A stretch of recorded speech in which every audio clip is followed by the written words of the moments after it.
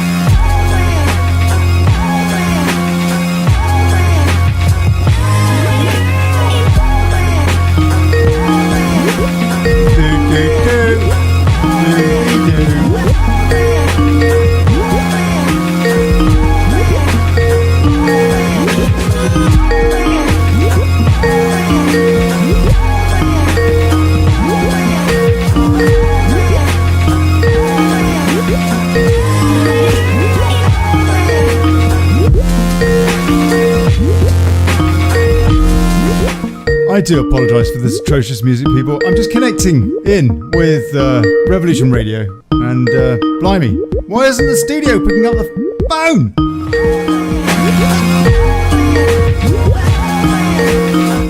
Daniel Jupp, Bubba Kate Paris, and Craig Workman with me today to talk about, oh blimey, you know what?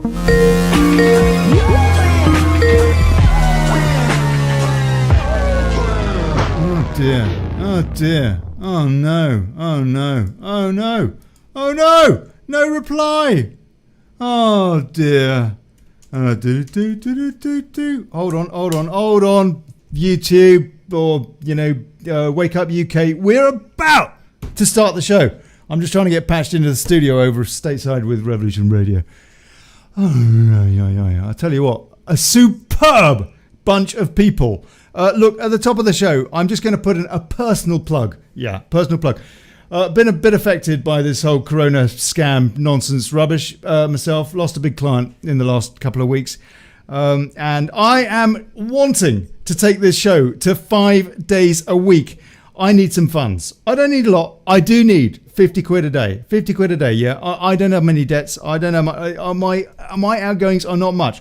But I am in a situation now where I do need to bring in a bit of income. I can do this show. I can get some great guests like today, and on a daily basis, on a week daily basis. So if you want to help me with that, please buymeacoffee.com/Daily Chaos. Yeah, it's on the screen. Buymeacoffee.com Daily Chaos. I very rarely, if you've ever listened to the hundreds of shows that I've done, you know, very, very rarely have I made any plea for donations. But yeah, we're in that situation. So please help me to spread the truth.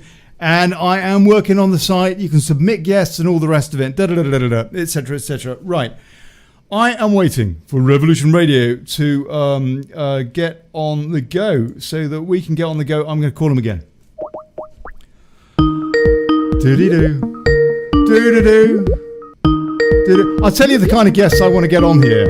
Mike Yeadon, that ex-Pfizer VP, stroke chief scientist, the kind of characters that GB News will never interview. If you want to hear interviews with people like him, please give us a hand. Down there, that's it. Right. Oh dear, that's not going to happen. Right, you know what? We're just going to start. We're going to start, and Revolution Radio will call me. We can patch in that way. Okay. And yeah, I haven't got the opening credit sorted and all that, blah blah. Guess what? Do. Yeah. Hey folks! Waiting patiently for something to happen on wakeupuk.net and at youtube.com/Daily Chaos. Should also be streaming at dailychaos.news. I've got no idea. I need to check. Yeah, Daily Chaos. The show ain't daily. I want it to be daily. But the chaos is.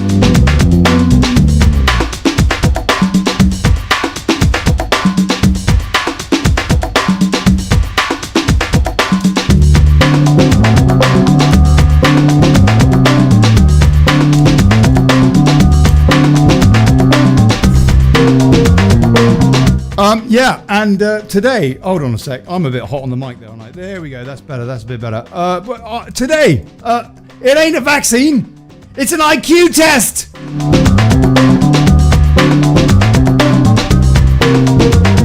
Bubba Kate Paris, ex-UKIP NEC, for her sins!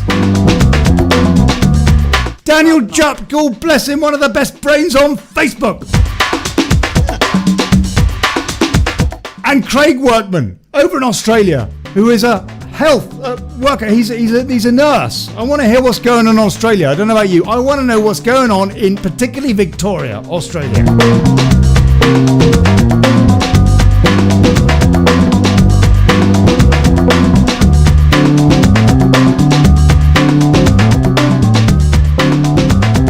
And you know what? That'll do with that. Okay, let's have a roll call.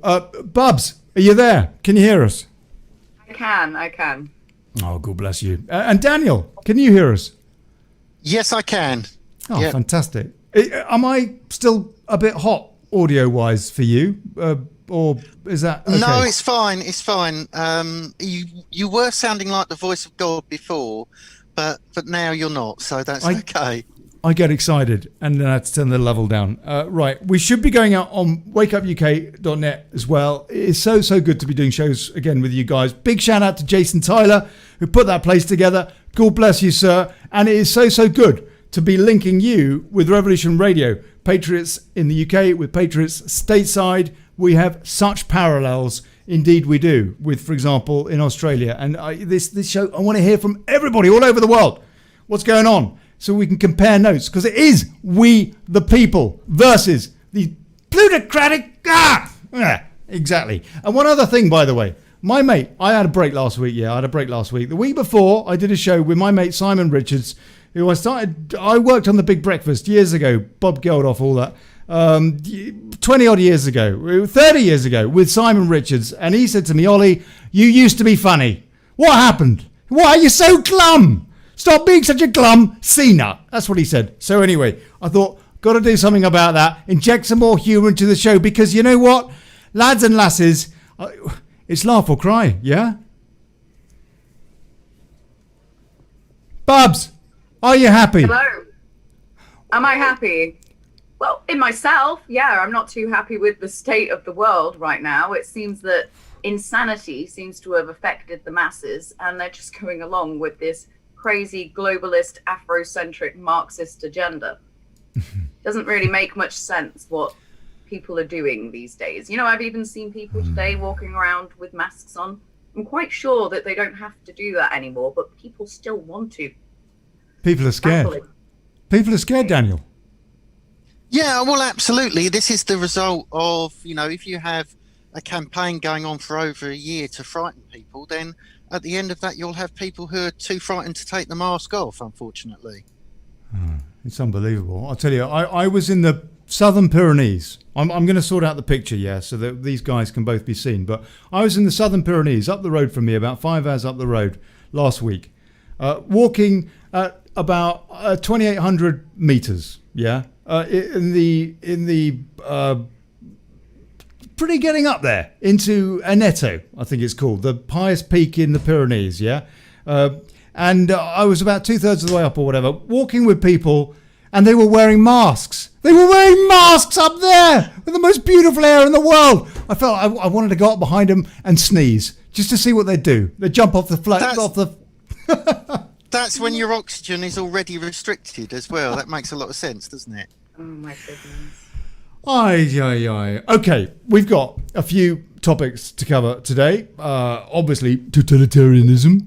But let's kick off with a bit of woke nonsense. Yeah. And Bubs, maybe you can tell us what you're doing, because first, before we lead into that, what happened to UKIP? What happened to UKIP?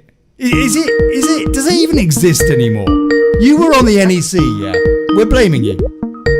Well, I don't believe that it was my fault what happened to UKIP. I tried my very hardest to try and ensure that the membership's will was fulfilled. Unfortunately, near the end, it was very much like vultures, well, all fighting over the scraps of what was left of UKIP's carcass.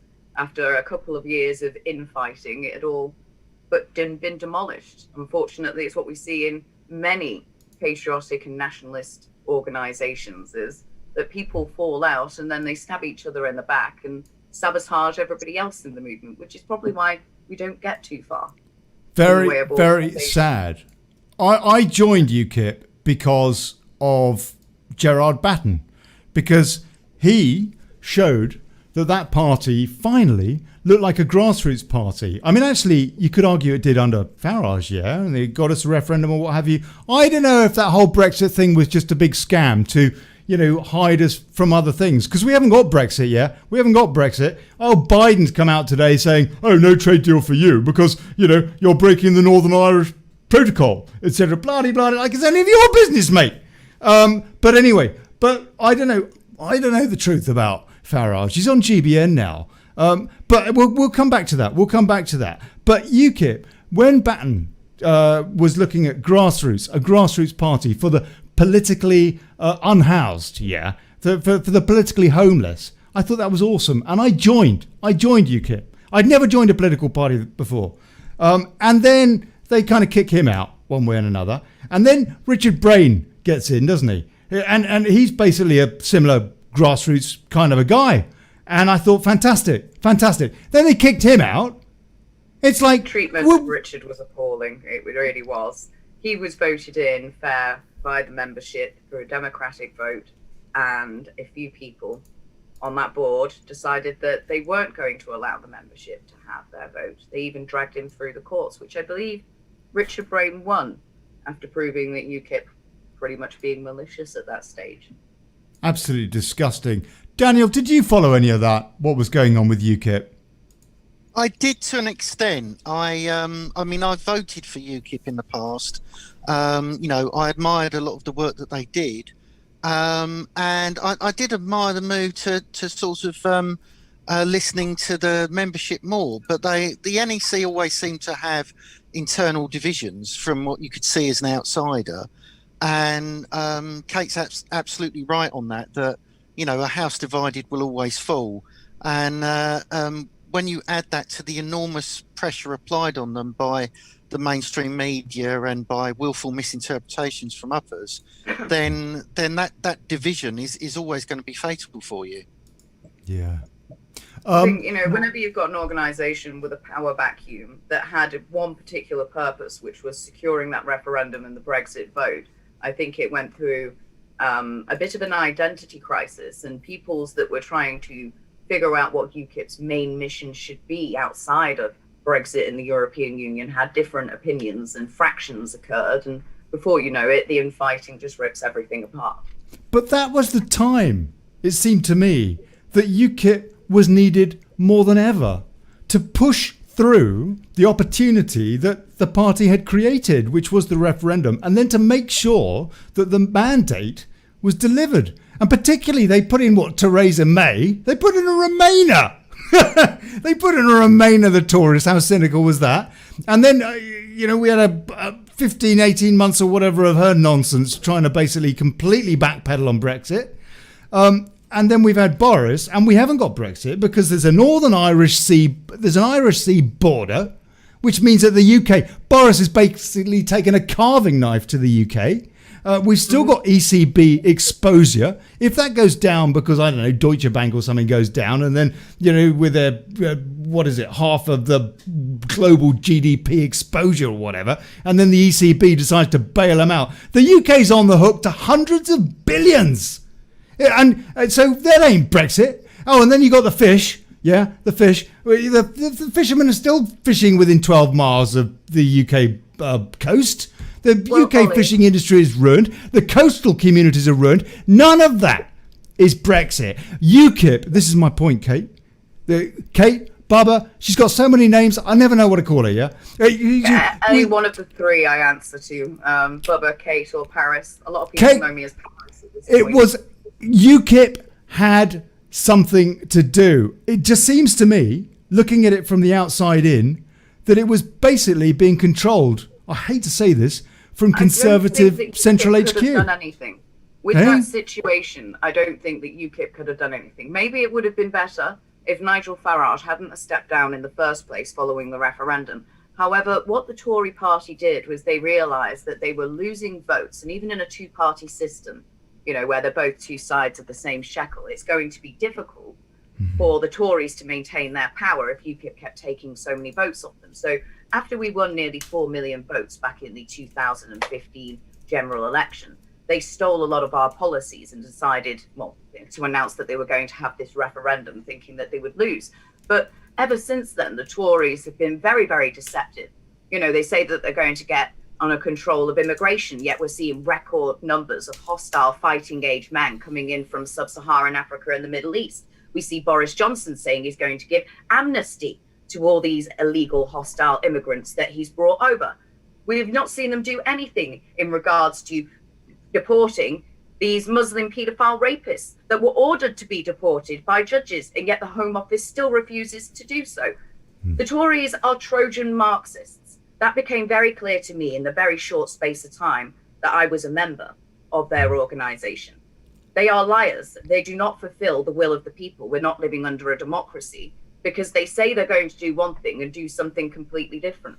I mean, if you want to see the truth in a person's intentions, look at their actions, not their words. And if you look at the actions of the Tory party, they have no intent of fulfilling the will of the indigenous British peoples at all. Yeah. Sorry, I've got a person coming in. That's all right. That's going back Craig. to what you said before, I do feel that I'm very proud of what UKIP achieved in bringing about that referendum and with what the people who campaigned for that referendum and voted to leave did. But I do feel like when you said, was it all a big distraction?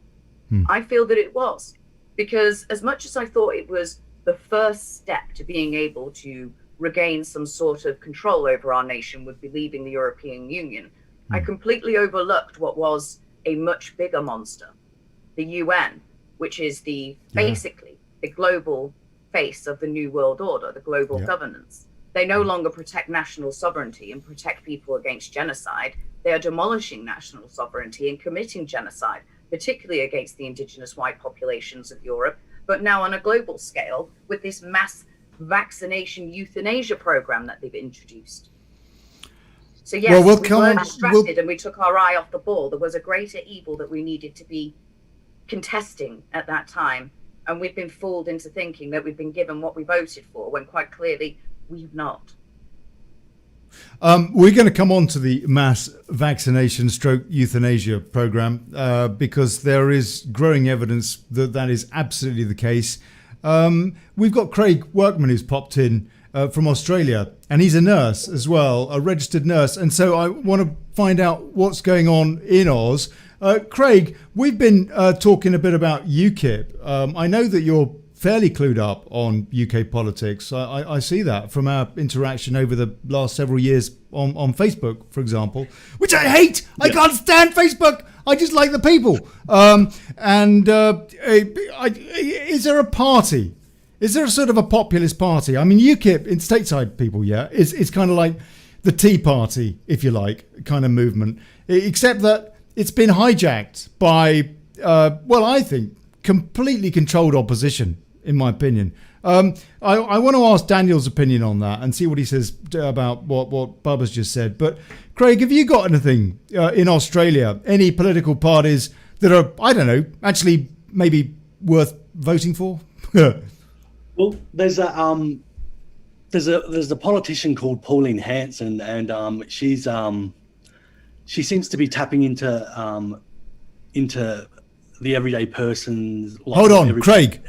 Hold on. Before you carry on, mate, can you do me a favour and pull your camera down a bit, because you look like, what's his name? That bloke that peeks over the wall saying "What no sausages" or something. There you go. Perfect. Thank you.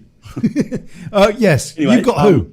You've got who? There's a party called One Nation, and it's headed by Pauline Hanson, and she started this party in the 90s, and she seems to be getting a lot of traction with what everyday people are thinking and talking about. But she seems to be giving a voice to those that have been kind of silenced by the mainstream parties, like the Liberals and the Labour Party.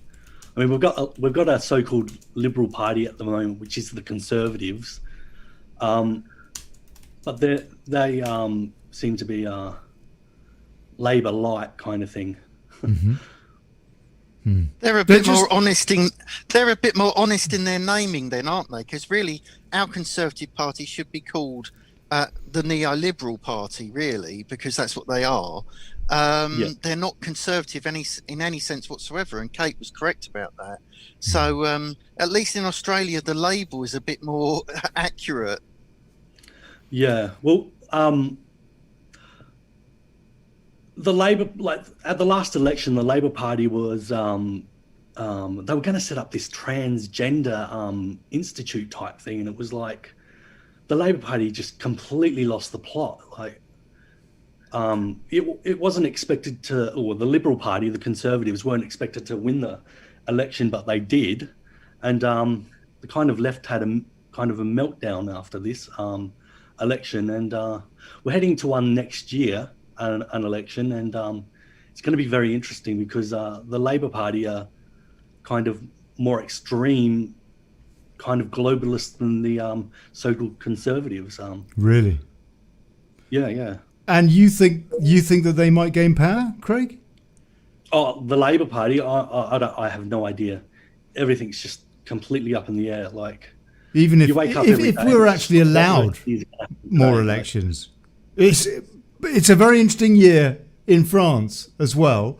A question to all of you, please, free for all. Fascinating to see the streets of France on a daily basis now, with demonstrations in Paris, for example, and major cities around the country, off the back of Macron, who has basically led the charge of this vaccine fascism, saying that you're not even allowed to go and buy your supper in a shop unless you've been double jabbed. Yeah, you've got to prove to wherever you go, any shop, that you've been double jabbed. You've got to have your vaccine passport. Is that what we can expect to see throughout the Western world? And when you get into this, Craig, I'd like to know what the difference is with, for example, Victoria State in Australia, where I understand it's been pretty nasty. Bubs, what are your thoughts? I think that France, in particular, is a bad choice to try and impose these totalitarian measures first, as they seem to be the most prone in Europe to unrest.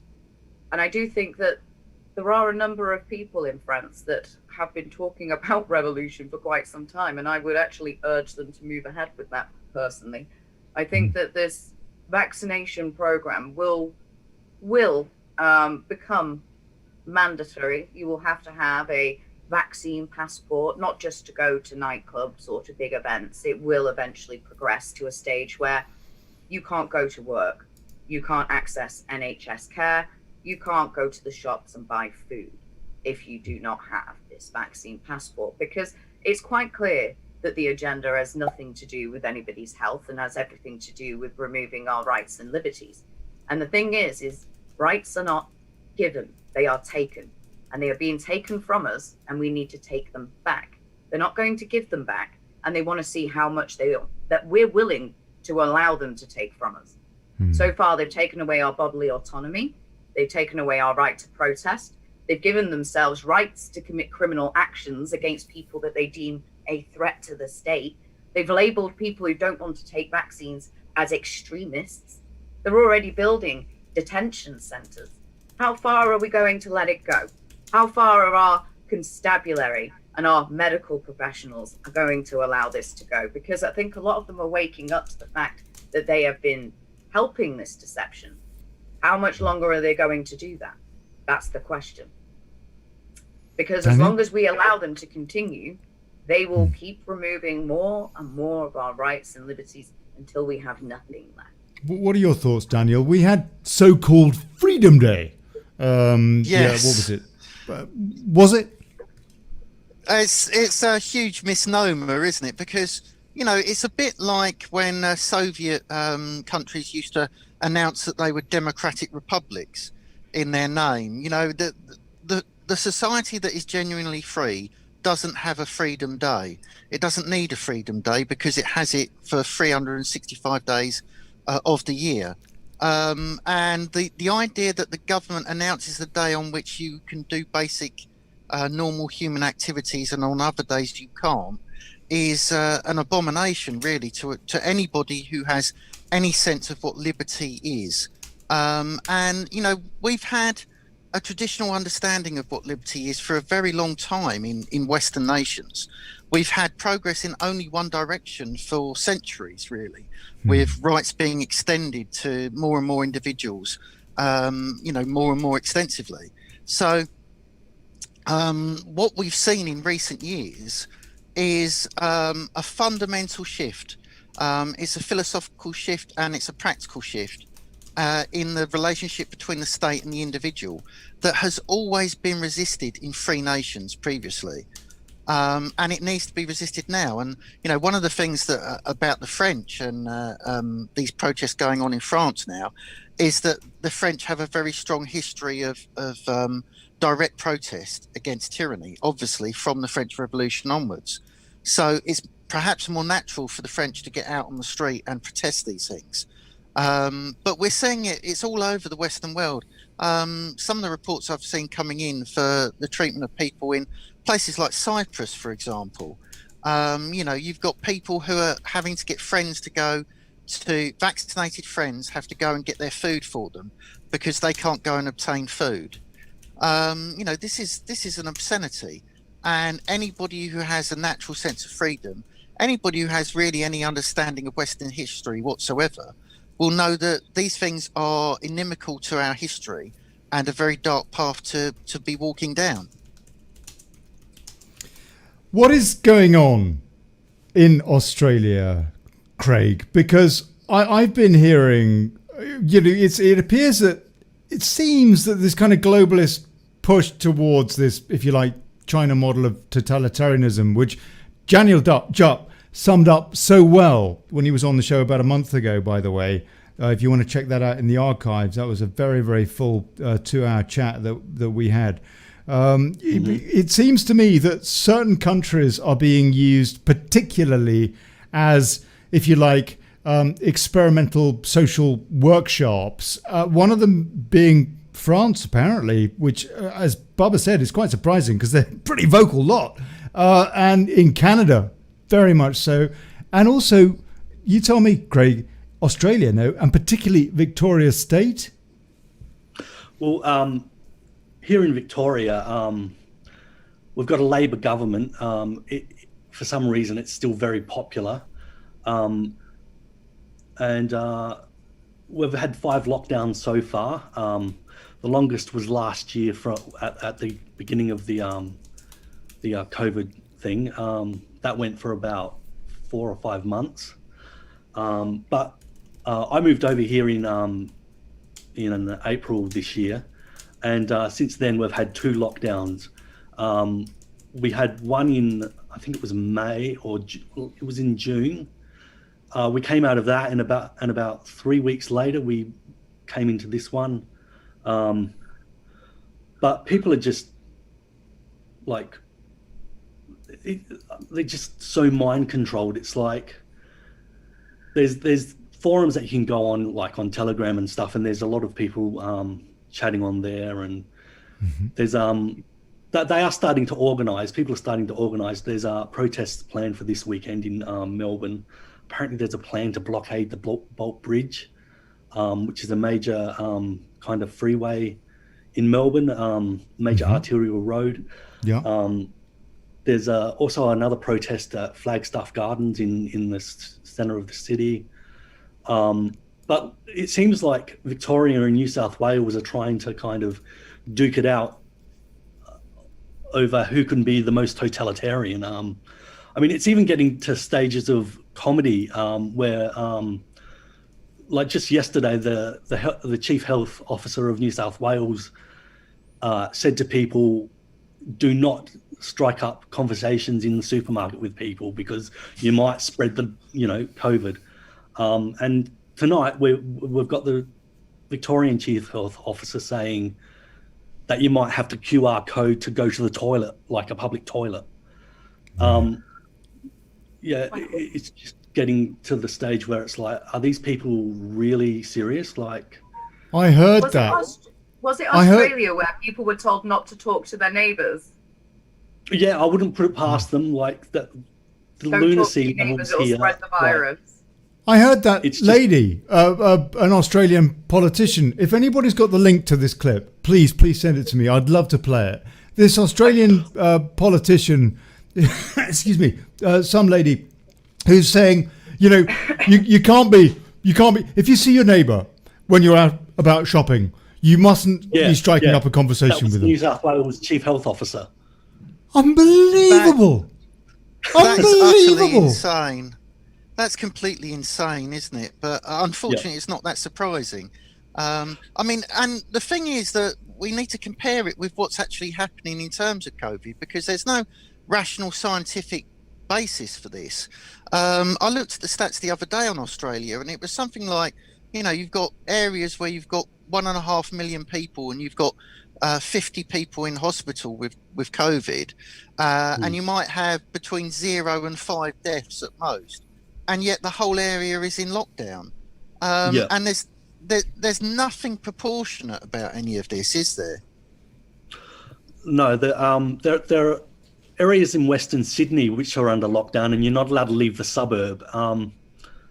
The areas of Western Sydney, they've got a high Islamic population, so like I've seen people like comment that they're going after the more vocal populations, like France and stuff.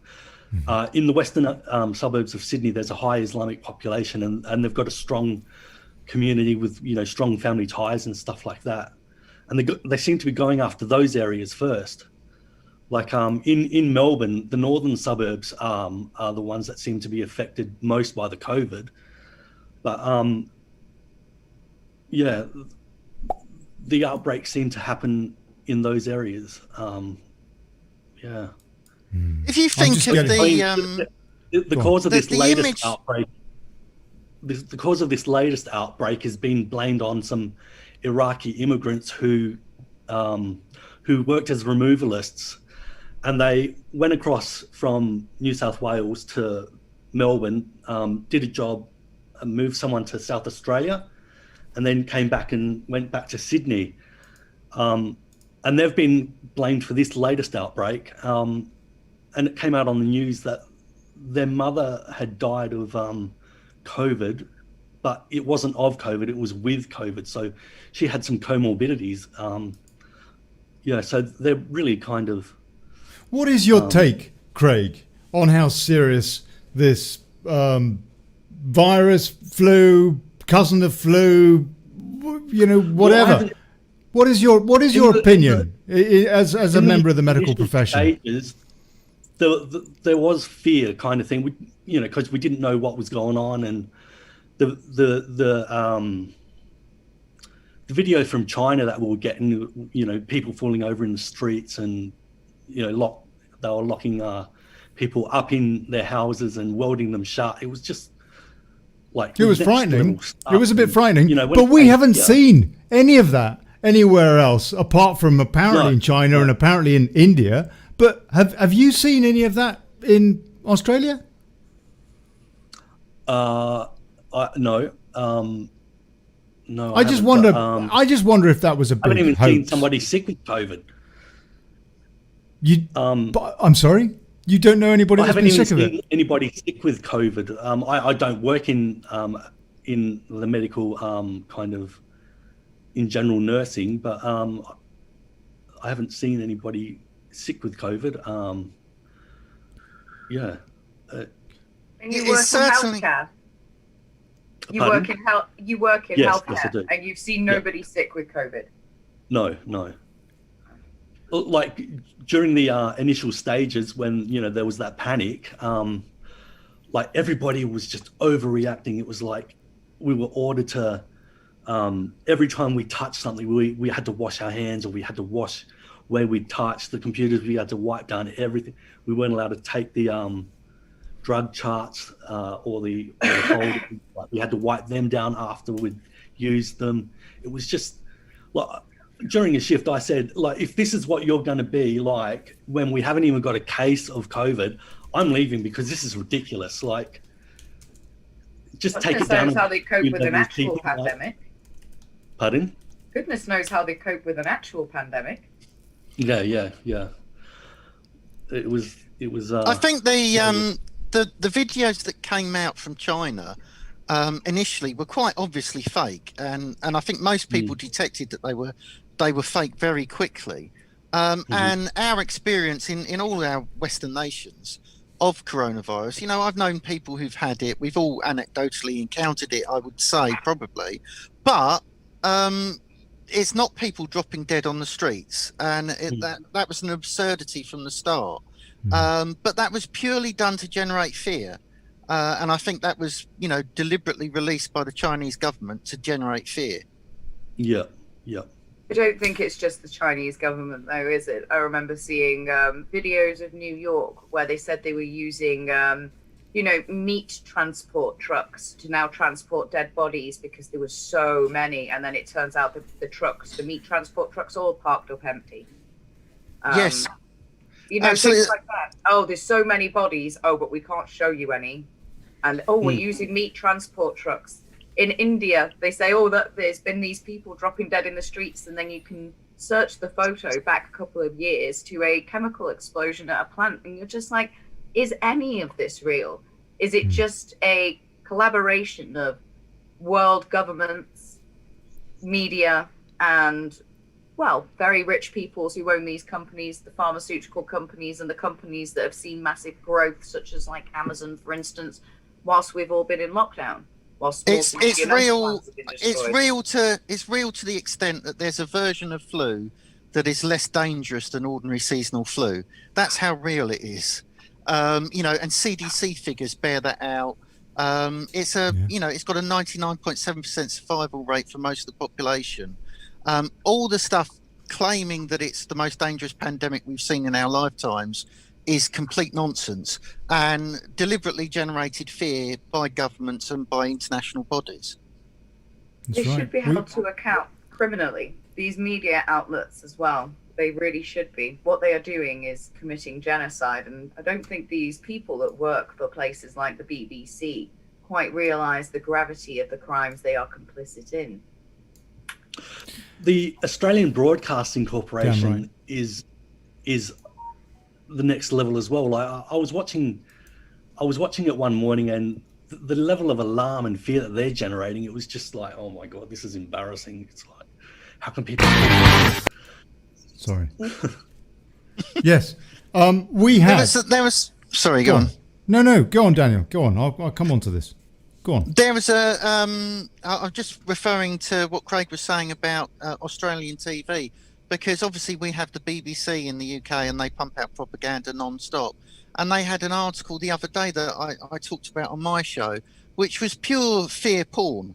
And they're producing a huge amount of this stuff now. And what they've done is they've gone to the Bradford Royal Infirmary, which high Muslim population in Bradford.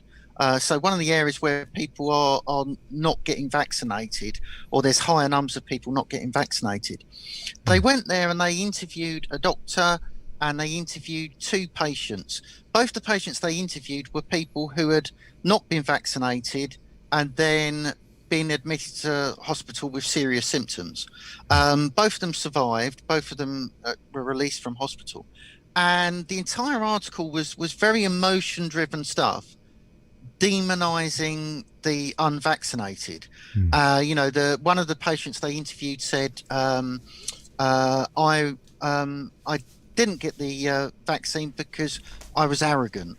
So you're arrogant if you refuse a medical experiment that hasn't been fully tested, apparently.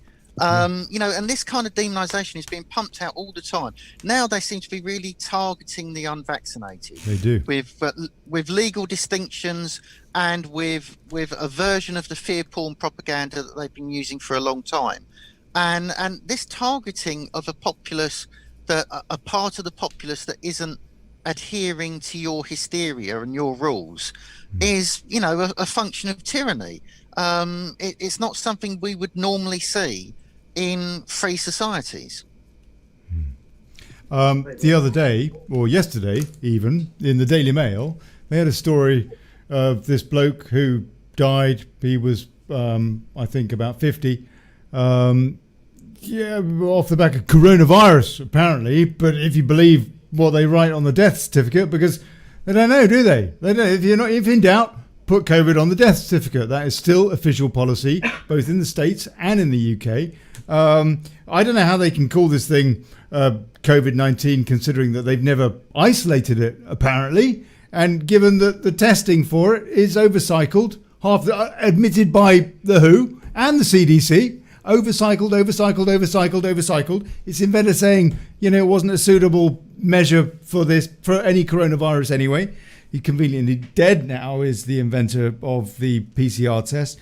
But this guy was apparently struck down by this thing, and just before he died, conveniently for the Daily Mail, said, I wish I'd had the jab.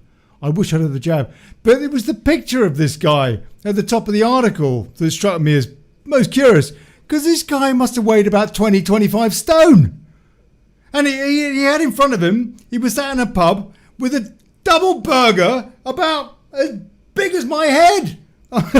It's just like, is there any possibility, without wanting to be unkind to the deceased particularly as well, that it might have been a diet-related issue? I mean, you know, the propaganda is off the charts. I want to ask you guys what you think of what is going on in the British government at the moment, because I understand that that Boris Johnson bloke, Theresa May in drag or whatever he is, he came into contact with somebody who apparently, I don't know, had a sniffly nose or something, and everybody got pinged in the new pingdemic, because they've got this new app or whatever in the UK where if, I don't know, you sneeze or something, then everybody around you has to quarantine for 10 days, or maybe it's just a week. I mean, maybe it's just a week of lost wages, you know, whatever. And now the food supply is up the creek in the UK. The shelves are emptying, and literally in supermarkets across the country, because all the lorry drivers apparently have had to go home in quarantine because somebody sneezed down the pub. Oh no, not down the pub, because they're not allowed in the pub. Boris, here's my question is really coming up. This rant is very, very nearly over. But Boris apparently has had to quarantine in Chequers, having had to do a U-turn, because apparently they were trying to make it that you, pleb, would have to quarantine if somebody around you sneezed or something. But if one of our VIP chaps does, then we can carry on as normal. But apparently he had to do a U-turn on that. What actually happened, Daniel? Please fill in the blanks and correct me. Well, on that one, it's been estimated that I think 1 million people were pinged last week in the UK, and it also came out that these apps are pinging people as you have to self-isolate through walls.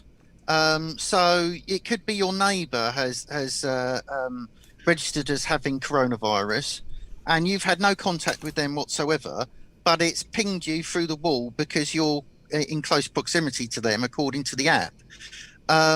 So obviously you're getting huge numbers of people who have no symptoms, are no danger to others, don't actually have coronavirus, but the app has told them that they should self-isolate. So obviously that's going to have an impact on your workforce, and you're going to get effects on your supply chain. For example, if you have a huge number of people who work in supermarkets or something like that who have been pinged inaccurately by this app and then decide to not go into work.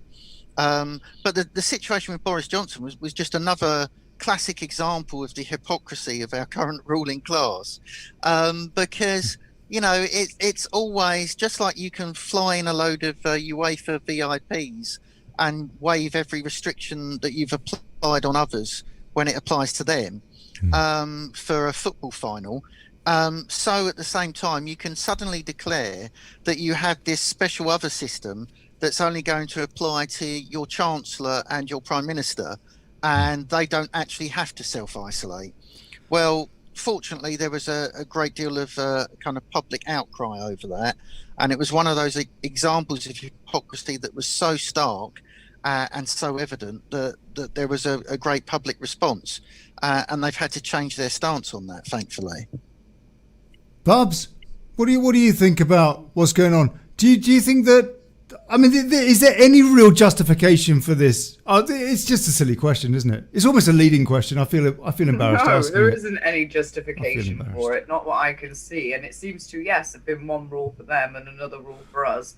I believe around Christmas time, when they were banning people from being able to have Christmas dinner with their families, they made it okay for the rich to go fox hunting together. It is another rule for them and for us.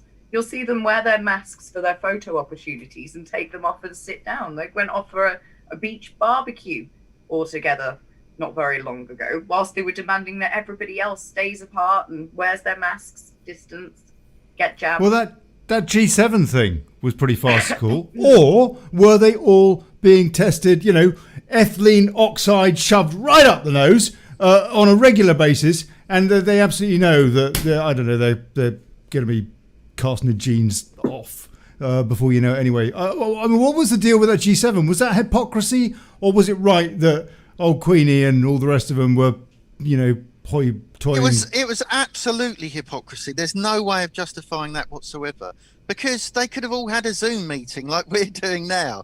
There was no need for them to meet in person if there is this serious pandemic threat. You have a huge number of people. You have thousands of people attend a G7 meeting. You don't just have the politicians themselves. You have all of their various servants. Yeah. So there was no need for it whatsoever.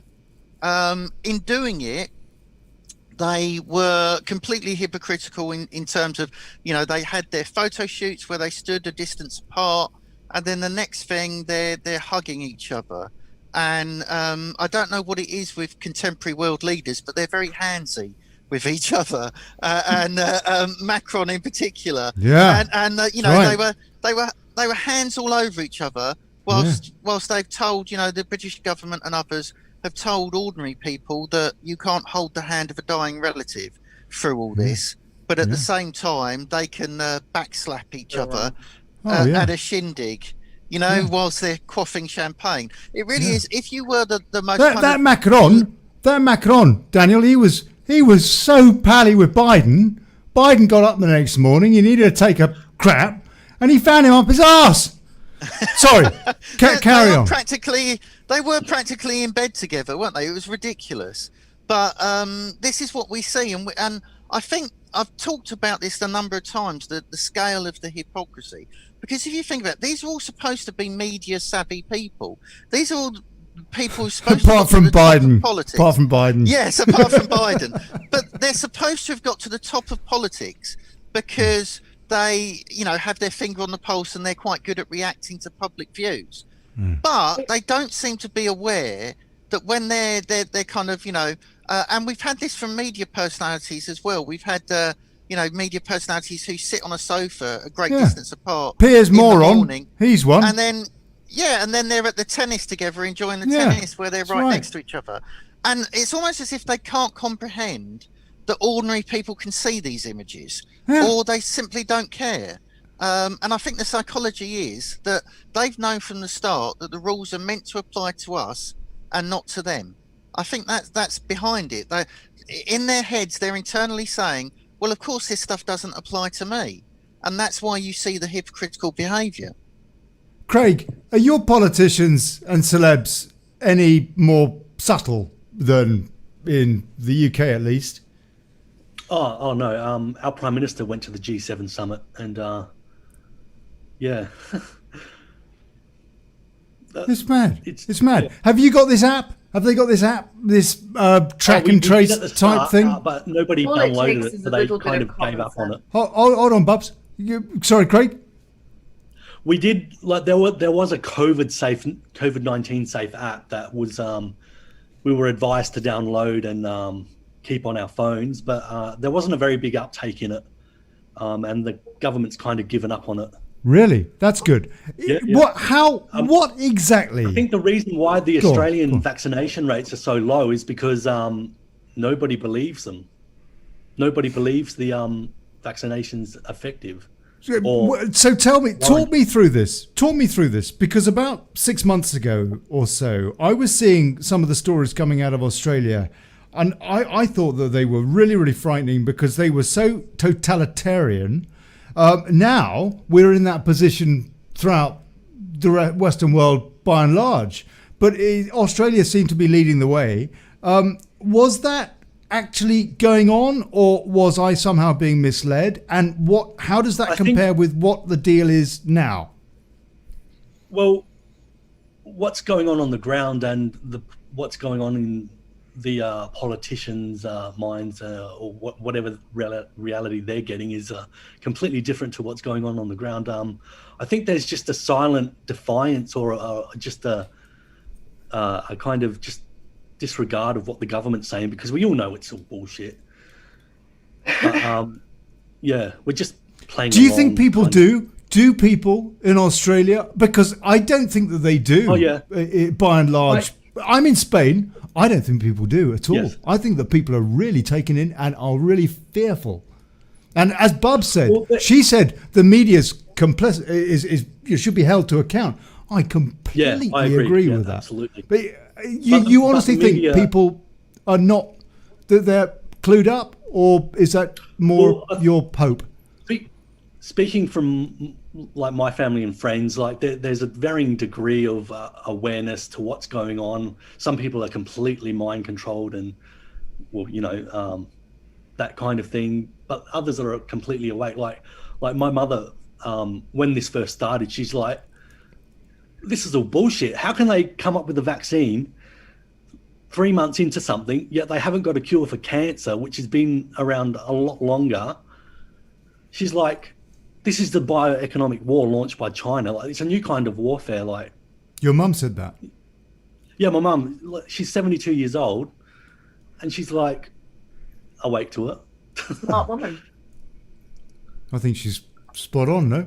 I think that Fauci is in the hot seat, isn't he? Hold on a sec. What was it that Rand Paul said yesterday? He said, if the disease came from the lab and they were funding, this is Fauci and co, were funding gain of function, there is at the very least a moral culpability that Fauci, he meant Fauci, has from the beginning of the pandemic. At the very least, a moral culpability. And he also said, Rand Paul yesterday, by the way, for any of you folks that aren't aware, because the mainstream media is not covering this, of course, and it ain't on GB News with that BBC character Andrew Neil, yeah. He also said, Rand Paul said, I will be sending a letter to the Department of Justice asking for a criminal referral because Dr. Anthony Fauci has lied to Congress. He perjured himself. He said that they hadn't been funding that gain of research, and then it was proven through the Freedom of Information request by BuzzFeed, I think it was, that yes, it absolutely had been. But is anything going to happen? There's all this talk about this kind of Nuremberg 2, because apparently, according to a whole bunch of medics and a whole bunch of lawyers in Germany, for example, these folks have broken the Nuremberg Code. The penalty, by the way, for that is death. Because, for example, they haven't given the public, the consumer, the person who's being expected to inject this stuff in their bodies, they haven't given them a rounded view, a rounded idea of what it comprises. They haven't told them what's in the swabs, though they're shoving up their noses and all the rest of it. And so there are people that are saying that this is in whatnot to the Nuremberg Code. But is this actually going to go anywhere? Because my personal view is that won't go anywhere at all, because I did a commentary a little while ago talking about the fact that there are no honest policemen left. Because who are you taking this stuff to? Who do we ordinarily expect to keep democracies democratic? Our constabulary and our judiciary is corrupt to the core. Most people that are now legal professionals have taken oaths to things like diversity. They have no interest in implementing the law anymore. They are enforcing a political ideology, and they will deny you access to your legal rights. They will just stonewall you if you try to bring a case forward against these people. That's completely accurate, and we've seen it on a range of issues.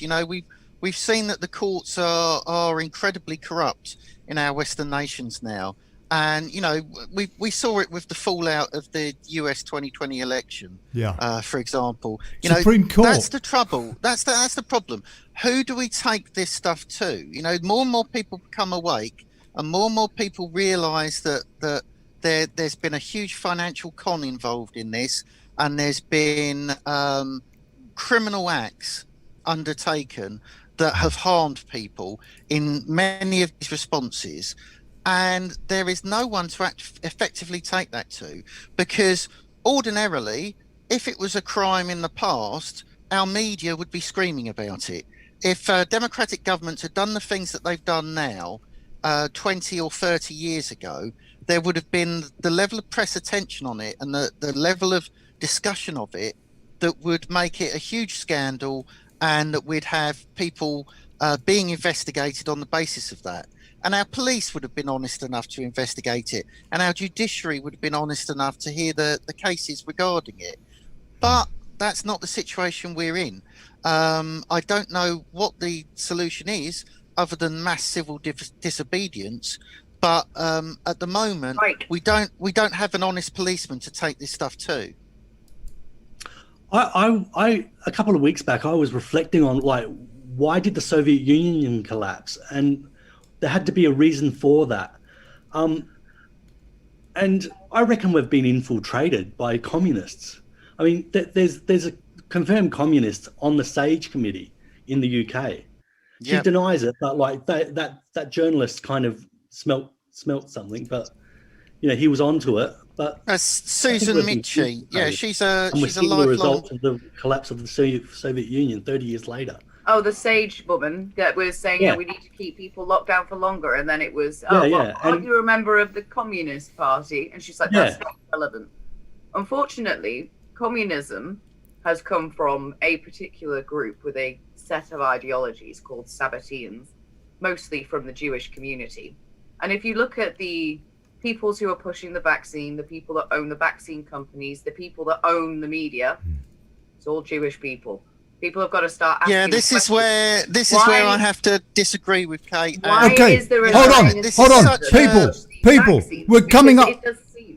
Hold that thought. We're coming up to a break. 30 seconds. Just want to say, folks, we will get straight back to that point. Coming up in about 4 or 5 minutes.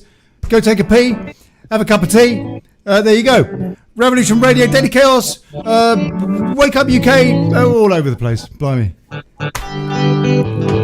I've got to be at a meeting at 5, so will we be able to discuss the... we will. We will be doing that. It's straight after. Okay, we will. I'll be 5 minutes. I'm going to go get some water.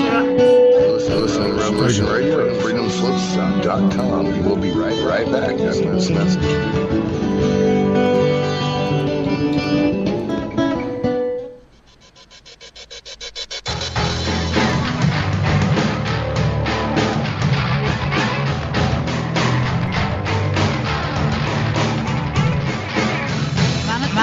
like to take a moment to thank the listeners and hosts for all their support that has made Revolution Radio one of the biggest platforms for free speech in an ever-growing dark world of censorship. Unfortunately, this platform free speech has never been free. Yes.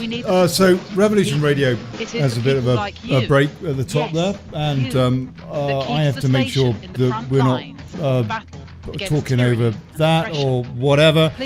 Just a couple of minutes. Oh, blimey, if I don't take a pee, I'm probably going to need a pee in the second hour. You know what? But hey, here goes. Here goes. Clinging onto the desk for dear life. It's great to be back with dailychaos.news. Look, I mentioned at the top of the show today, and I'm going to do a personal plug here. I never used to do personal plugs, and any of you that watch the hundreds of shows that I've done, the Daily Breakfasts, the Daily Chaoses, I very, very rarely do this. But because of this Corona bollocks, I lost some pretty major work in the last week or so, and I am broke. And also, this creates an opportunity because I want to do this show 5 days a week. Yeah, 5 days a week with good guests every day. The show, that isn't the problem. That's easy enough to do. Getting the guests, booking the guests, that is not so easy. As who's there in the Alan Elder Brown, as he will tell you, very hard getting guests to come onto this show in the comments on YouTube. God bless you, sir. It's good to see you. And come on the show next Thursday. I want to talk about UKIP and why is it the political equivalent of GB News? Yes. In other words, controlled opposition. You tell me I'm wrong. Tell me I'm wrong. Anyway, very difficult getting yes. That's what takes the time. One show, a decent show, takes a day to produce. I don't need much money. I don't need much money, but I do need a few quid. If you want to support this show, and I know there's loads of other shows, probably better than mine, support them. Whatever. Support Revolution Radio, support Wake Up UK. Fantastic network. Jason Tyler, God bless him. He's driving a Rolls Royce. I've just got a crappy old 50-year-old Mini, which probably actually wouldn't be too bad. It's probably worth about 60 grand. But I haven't. Anyway, if you can afford Bob a job, yeah, I just need a few quid to be able to do this full time, to get people on that should be interviewed, yeah, the Michael Yeadons of this world, the people that will never get on GB News because Andrew Neil is a fake. So if you can support us, it's down there. buymeaquaffy.com/Daily Chaos. And then the show actually might be daily. The chaos is anyway. Right. Okay, here we go. Let's have a bit of music. Just for a minute. Yeah.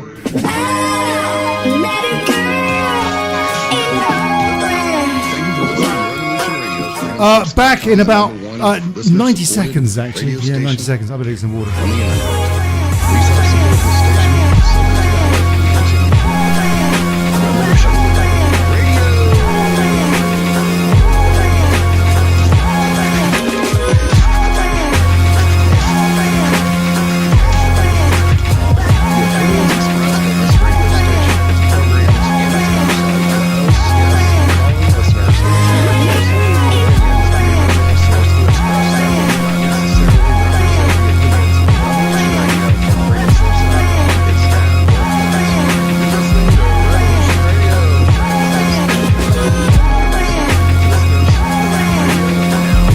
Right, that's enough of that. Let's get on with it. Quiet for a sec, guests.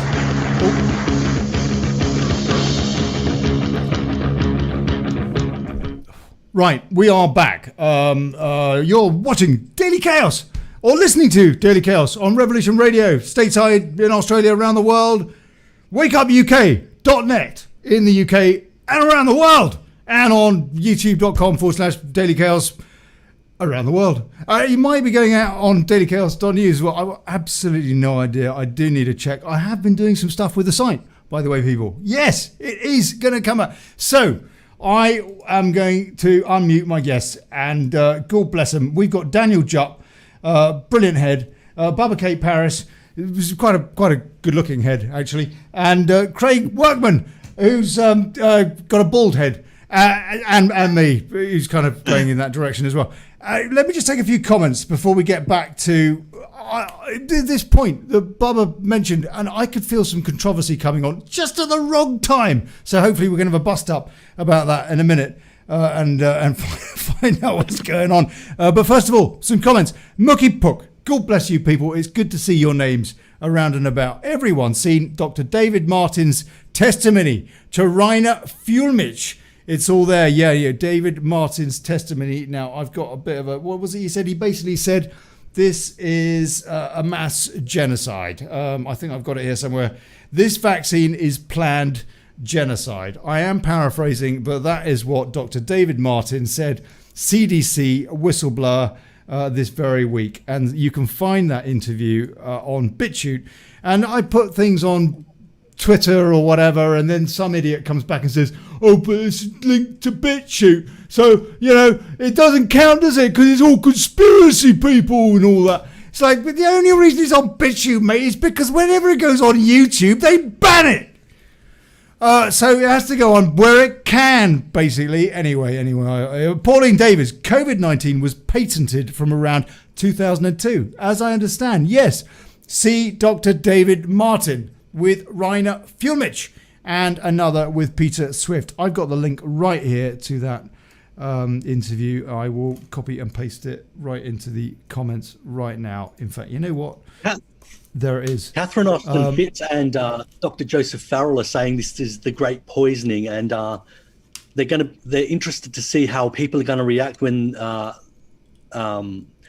people who are paying their taxes to the government, these governments that are trying to kill, they're trying to kill them. How are they going to react when they find this out? Because people aren't awake to that at the moment. Like, they're just getting the vaccination, thinking it's going to end this COVID thing. Can I at this point distinguish my position from that of others? Because there's 2 points of disagreement, really. Daniel, I entirely agree with Kate that there are incredibly malign people. No. Hold on. We're going to go there.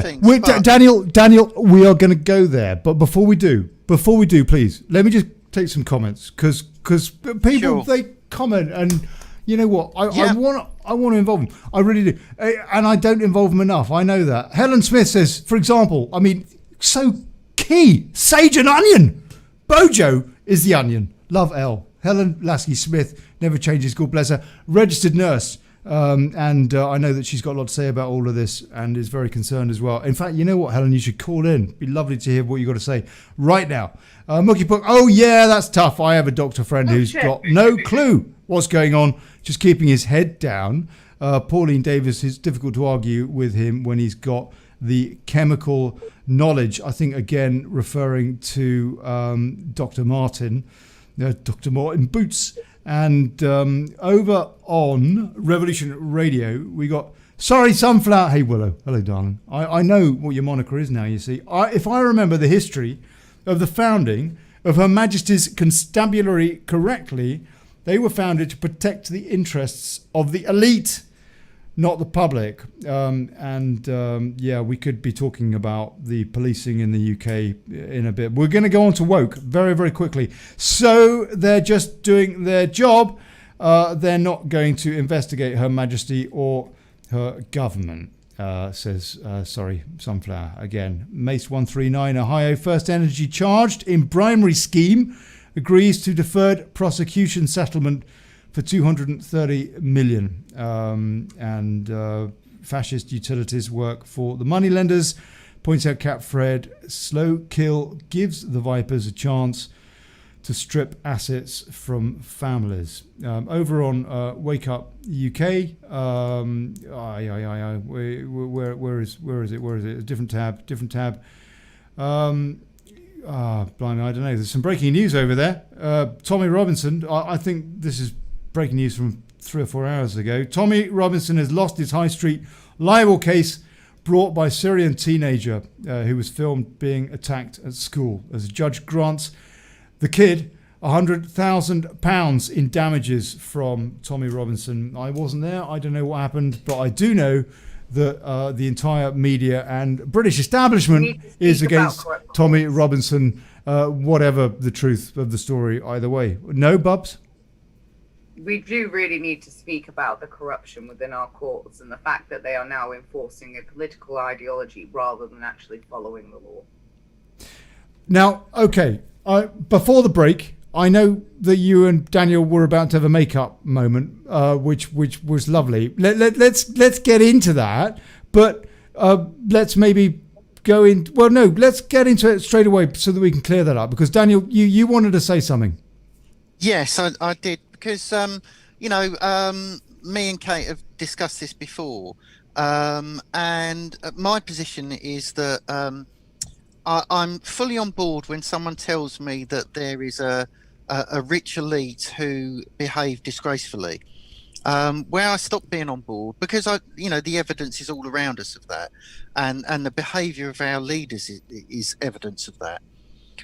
Where I stop being on board is when people turn that into an attack on all Jewish people, or pretend that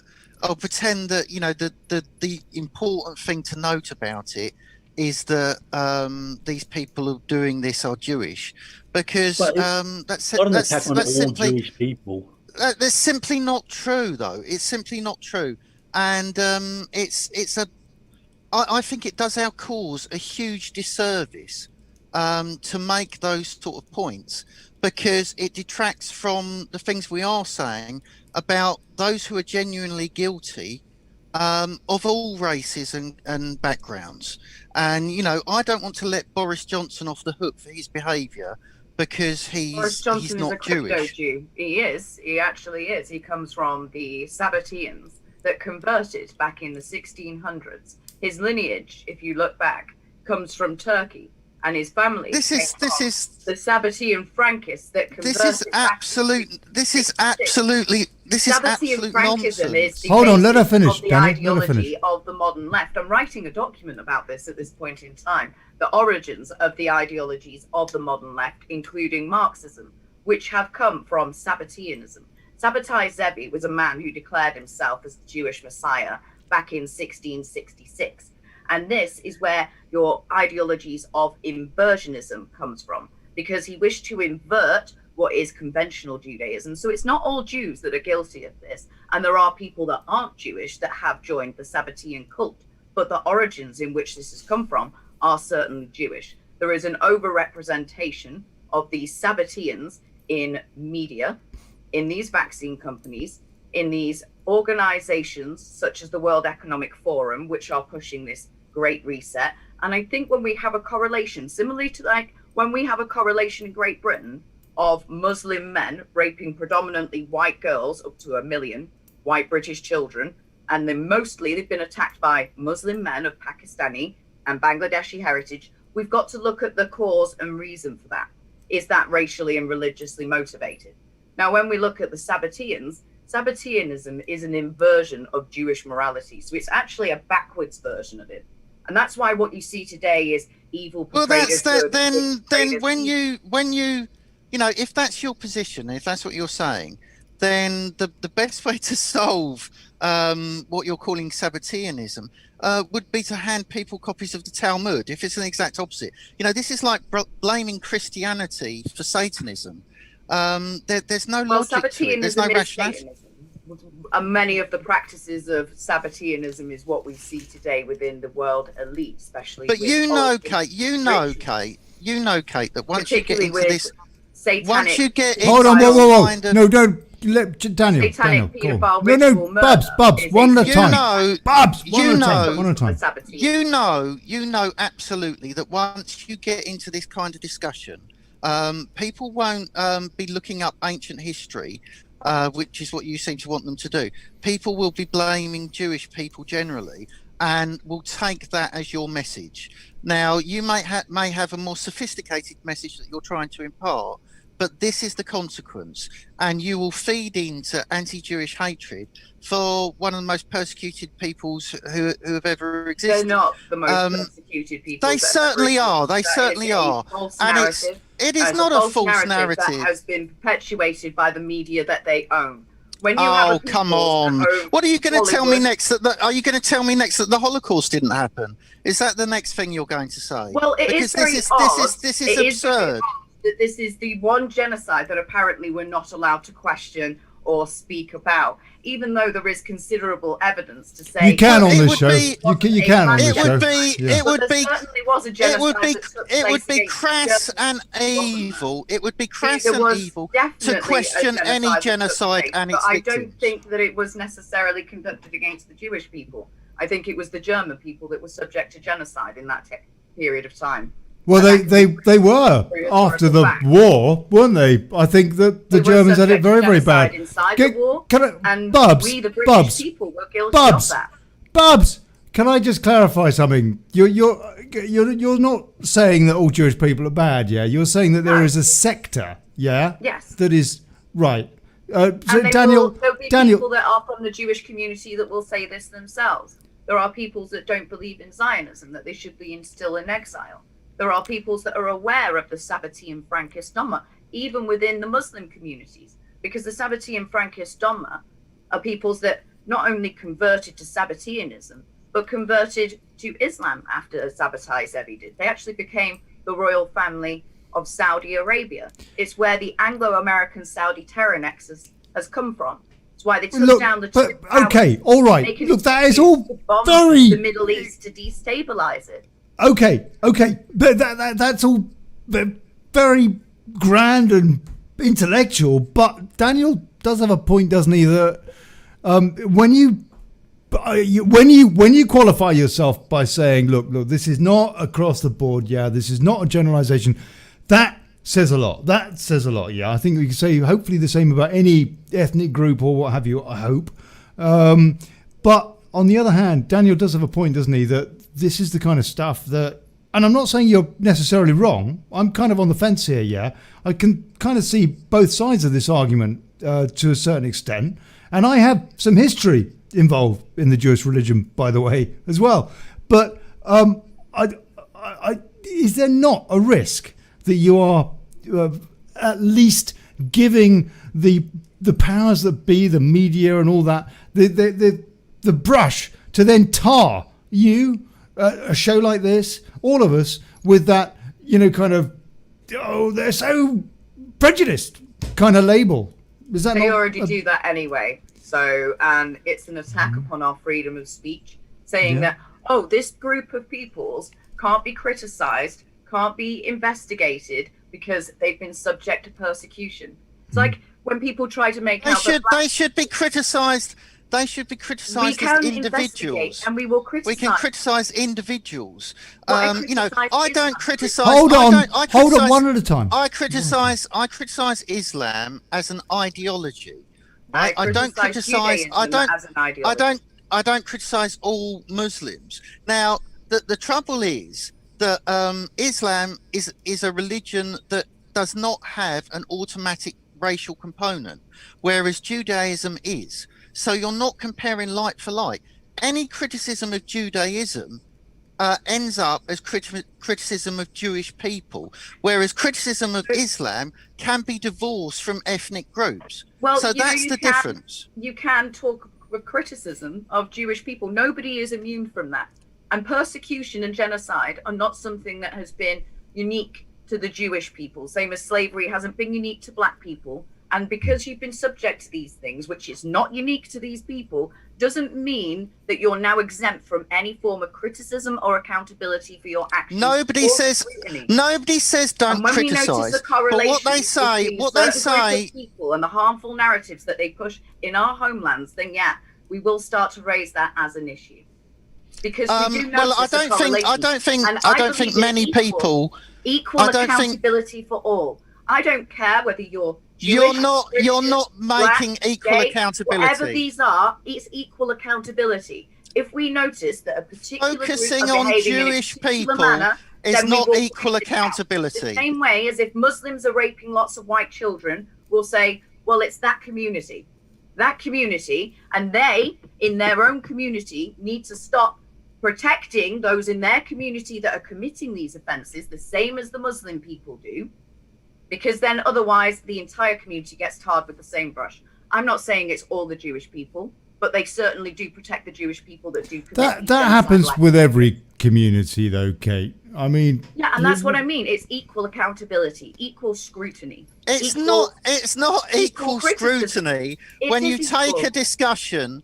When you But take you a just said it's discussion and perfectly then fine when it's if you were to scrutinize Muslims in this manner, but when it's Jewish no, people, I didn't. oh, I He didn't didn't. say I that. did not say that. didn't I say said that. it's perfectly fine to scrutinize Islam, not Muslim people. yeah, and it's That's the perfectly fine difference. for us to scrutinize Judaism and Sabbateanism and look at the links between those ideologies and the hateful preachings of These it, are links. and the These are correlation links in your between head. the things These that are links happening in your today. head. These These are aren't not links that are real happening links. in my head. These are links that a lot of people, anti-lockdown protesters, a lot of anti-vaxxers, and an awful lot of nationalists are starting to put two and two together and notice there is a strong Yes, correlation. people who've between been those affected two by one of the harmful oldest lies in narratives. history.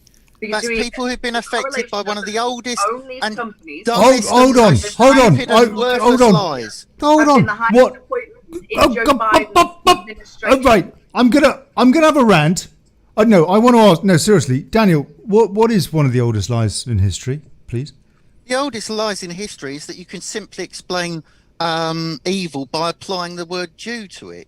That's one of the oldest lies in history. Kind of And like this oldest lie in history that white Hold on, people Kate. killed for everything. We will come back to you because It's clearly it you is do a show on this exactly alone. like blaming. Yes, that's a very good point, because it is exactly like the stuff that CRT, critical race theory, says about white people. Yeah. It is exactly like that. You know, CRT is applying Nazi thinking to white people and blaming them as a racial group for every ill that has been suffered by everyone and been caused by everyone. That's not how National Socialists think.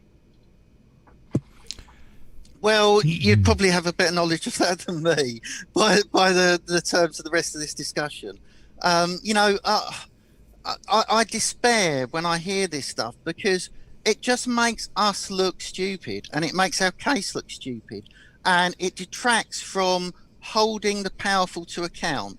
No matter what their faith or background is. But you're just No going matter to what carry their on trying faithful to shout background over is. me rather than discussing facts. But No. I would be more than happy to have a whole show on this topic, a whole show on equal accountability and the correlation between the harmful genocidal agendas being pushed on the white indigenous peoples of Europe and that are owned by peoples of Jewish Sabbatean origin.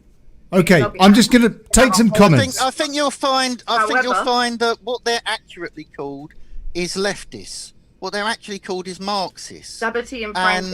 that And that's where is Marxism came from. your That's why, if you look at the majority of the Bolsheviks, Marx they were hated Jewish Jews. people. Marx hated Jews. Marx was Sabbateans constantly hate making Jews too. anti-Jewish comments. Sabbateans You know hate what? Jews too. You know what? I will interview anyone on this show, and I'm interested. And I never, by the way, learnt much from anybody that I agreed with. As any teenager who grew up and then realizes that their parents were probably right would tell you. But yes, I would. I just want to take a few comments because people are split on this point.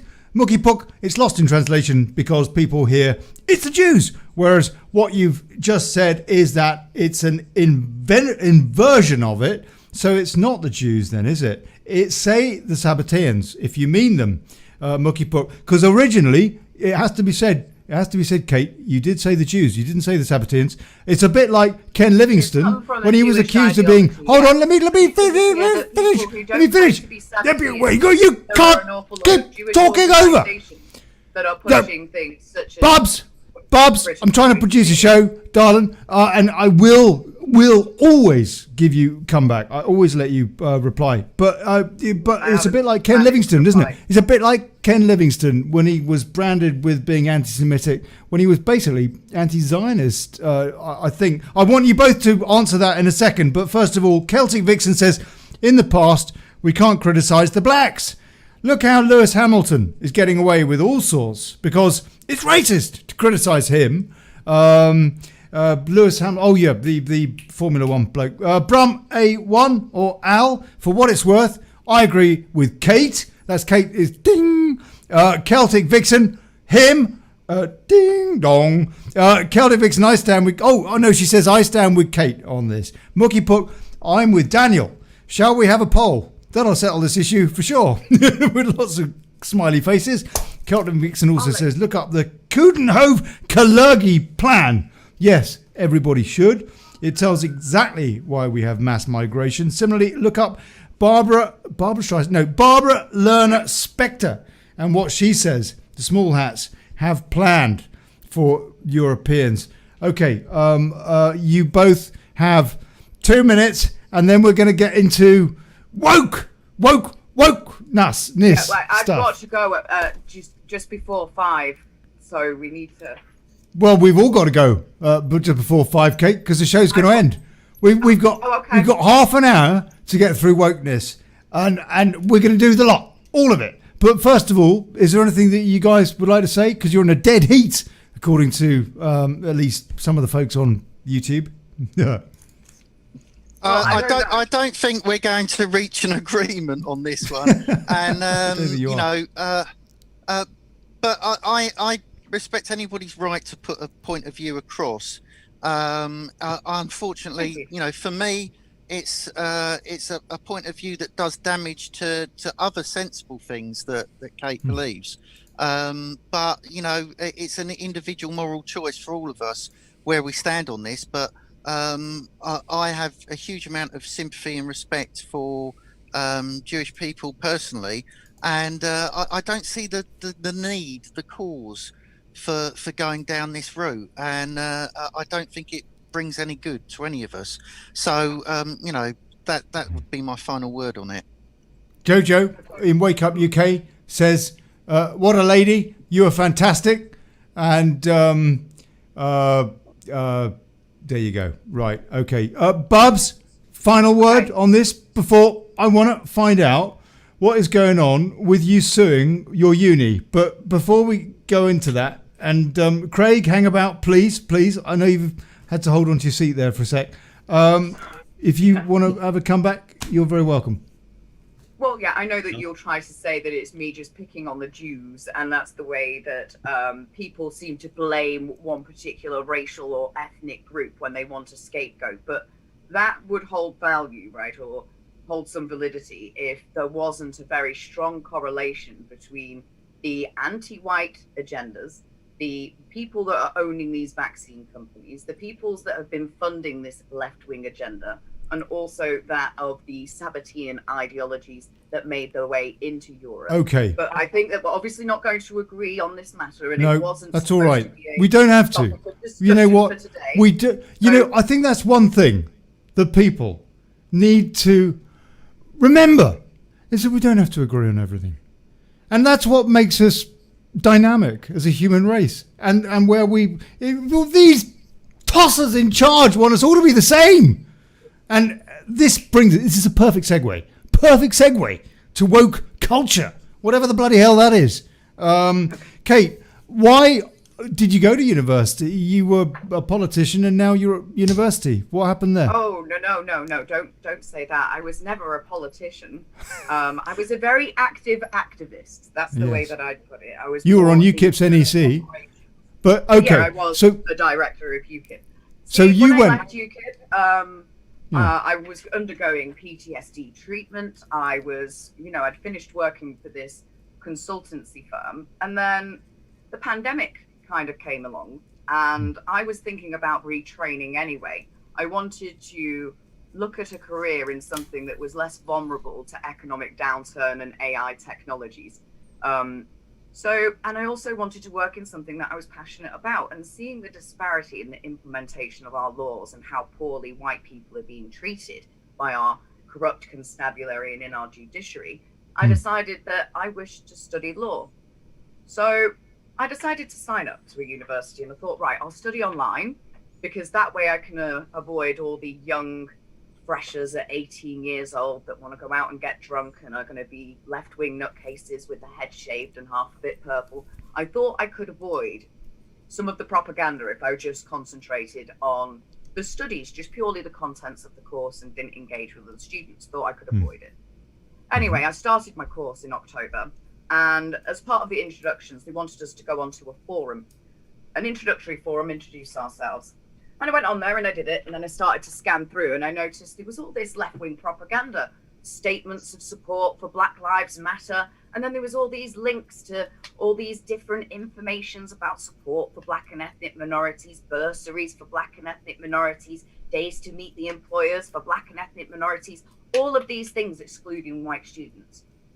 Anyway, I had enough after about a week of the leftist propaganda. It was yet another Black Lives Matter style critical race theory post, completely irrelevant to the module that I was studying, an introduction to law.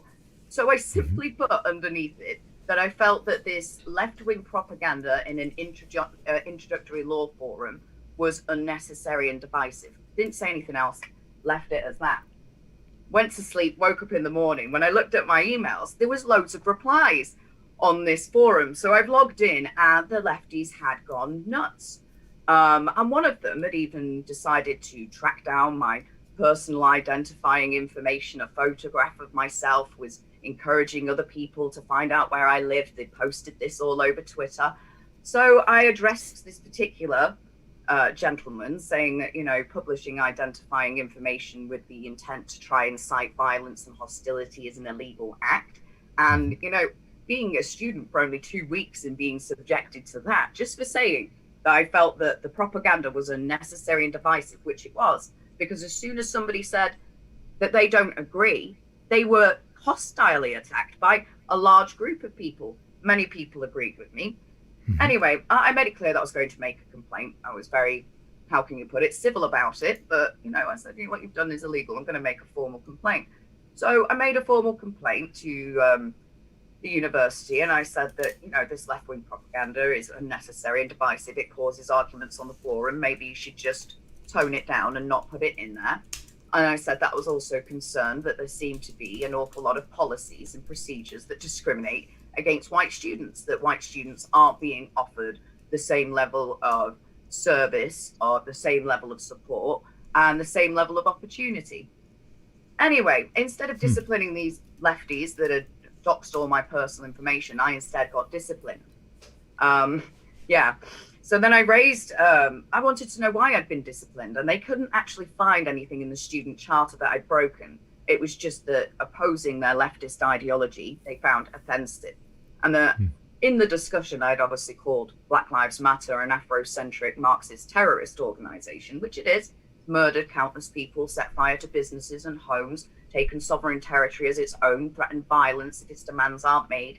It is a terrorist organization. One member of staff who was a big supporter of Black Lives Matter wished to try and punish me in some matter, and I know this from their internal emails that I have through a subject access request. So anyway, as I'd been punished for raising these issues, which are contradictions of the or contraventions of the Equality Act 2010, I decided to push the matter further and ask why there are these particular services, particularly when it came to open days where you can meet employers to gain the necessary training opportunities that you need to fully qualify as a solicitor. These are only open to Black and ethnic minorities. Have you looked at the people being called to the bar recently? All Black and ethnic minorities, at least 80, 90%. And this has been consistent for years. And do you know why? Because white students aren't given the opportunity to get the training and apprenticeships, internships that they are require.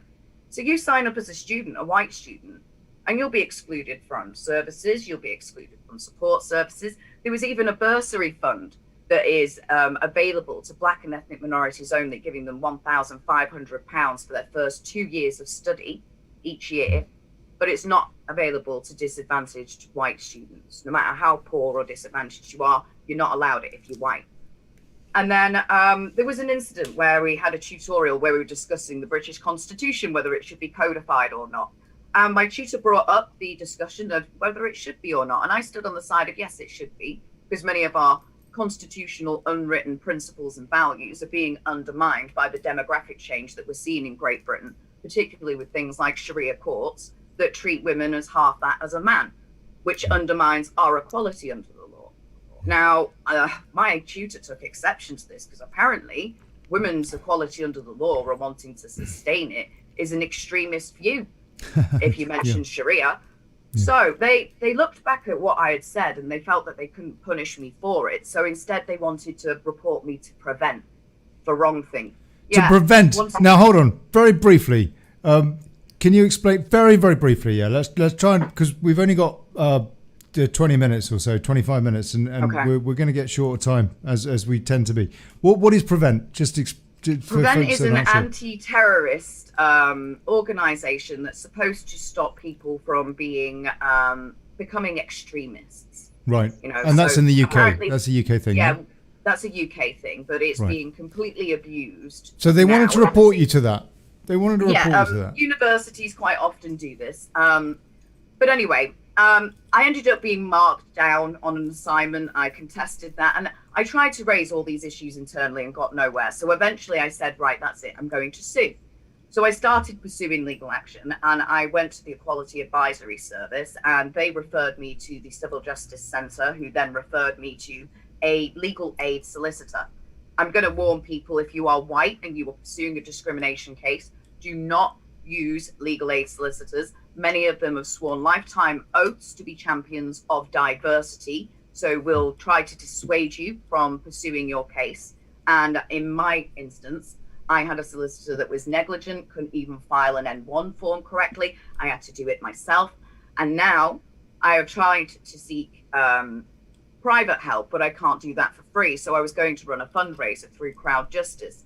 Usually takes 24 hours for your case to be verified on Crowd Justice, and it's now been up for over a week and they're refusing to verify it because it is a landmark case. There has been no white students who have been successful in taking their universities to court for discrimination against them, and the reason for that is that you are dissuaded and intimidated and harassed out of doing so. After I originally filed my claims with the county courts provisionally, I had Prevent come to my door at 8:30 in the morning on behalf of my university, and this is exactly what they said: we're here on behalf of your university to ask you why you have issues with Black Lives Matter. And I asked them, do they have a warrant? They said no. And I said, well, actually, you're just here to try and intimidate a claimant on behalf of a defendant in a civil case, and what you're doing is intimidation and harassment, and it's illegal. And they left because I told them they were trespassing, and if they didn't leave my property, I'd pursue action against them too. But the fact is, it's not just our universities that are discriminating against white students. We have it now in our civil service. We have it now in our judiciary. We have it now throughout our legal professions. How far does, how many areas do we have to allow white people to be discriminated against in? Okay. They are making it impossible for us to be able to access our legal rights to be able to pursue justice. So what I've decided to do, as I can't pay somebody else and they won't give me access to legal aid, is I'm suing them myself. I'll be a litigant in person. And if I can, I will set a precedent where white students will now be able to sue their universities for so-called positive discrimination. Because guess what, ladies and gents? There is no distinction in our law. It is illegal, and you can pursue legal action even if they try to dissuade you from doing so. So that's what I'm doing right now. That's what they call it at the BBC. When I worked for them years ago, Greg Dyke was the Director General in those days. The guy, one of the famous for two things, Roland Rat, and for this puppet thing, and for calling the BBC hideously white. And when I was there, they called it equal opportunities. And whenever you filled out an application to get a job at the Beeb, you had to fill out this sub-form thing, which they reckoned was filed separately. Whether or not it was or not, I have no idea. But they called it equal opportunities. And then since then, they've started calling it positive discrimination. Craig, that surely is an oxymoron. No, and talking of morons, have you got, how much woke moronics do you have in Australia, which was supposed to have been a pretty, broad-shouldered type of a place until, I don't know, is it? Like the media, universities, everything, government, it's everywhere. It's a globalist agenda, isn't it? Mm-hmm. It seems to be. Yep. Just nuts. Absolutely. Daniel? I have I have no doubt that there is, as the left would call it, systemic discrimination against white people in Western countries now. Well, you do. That's quite evident. You know, positive discrimination in the US. You've got, as Kate mentioned, you've got bursaries can be set aside only for ethnic minority groups. You've got huge disparities in terms of representation of specific organisations addressing the needs of those groups, and you have things like our hate crimes laws. You know, at the moment, our law effectively says that if two people are randomly attacked on the street by a thug, and they receive exactly the same injuries, there's a premium, they call it, placed on an attack that's considered racially motivated, and they're far more likely to consider an attack on a black person or an Asian person racially motivated than they are to consider an attack on a white person in those terms. So you're effectively to log it as a hate crime. I asked for the Muslim paedophile rapist that attacked me and specifically referred to my race when they attacked me as a child. And I said that I wished for that crime to be documented as a hate crime, actually as a genocidal act, a religiously and racially motivated act of genocide. Because when it's done on a scale of 1 million white children, that is an act of genocide under definition B of the Genocide Convention, causing serious bodily or mental harm to members of the group. Unless anybody wants to argue that repeatedly gang raping a child doesn't cause them serious bodily or mental harm. Nope, didn't think so. And it has to be said, for folks... If you're a white person, if you want to log something as a hate crime, even when it is obvious and very overt, even if they were calling you racial slurs, the police will refuse to log that as a hate crime because you're white. Yeah, no, it's disgusting. I mean, for anybody that isn't aware outside of the UK, because again, it's a story that probably hasn't been covered any more than the media could get away with not covering it. In the UK, they didn't have any choice, ultimately, because of the depth and breadth of the problem. I mean, an absolute epidemic in the UK is specifically the Pakistani rape gang and murder of British indigenous young girls, teenagers, children. Let me finish. But never going for their own. For Muslims, some Hindus were attacked as well, and but it was predominantly it was British indigenous and no Muslims. So if that isn't a hate crime, I don't know what is. I don't know whether Kate's stats. Just to finish, I don't know whether Kate's stats are absolutely accurate, but I do know that the person who compiled a report off the back of what happened at Rotherham, which was a particularly nasty incident, or at least one that came to the fore finally. The lady that compiled a report of this, she said this was going on in every town in the UK, in her opinion.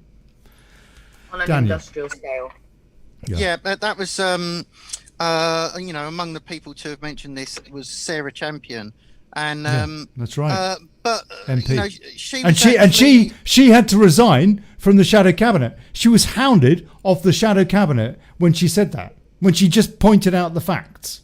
Sorry, carry on. Meanwhile, you've got Nash Shah MP, who effectively laughed at the mass rape of white children in the UK, and she was made. Shut our mouths for the sake of diversity.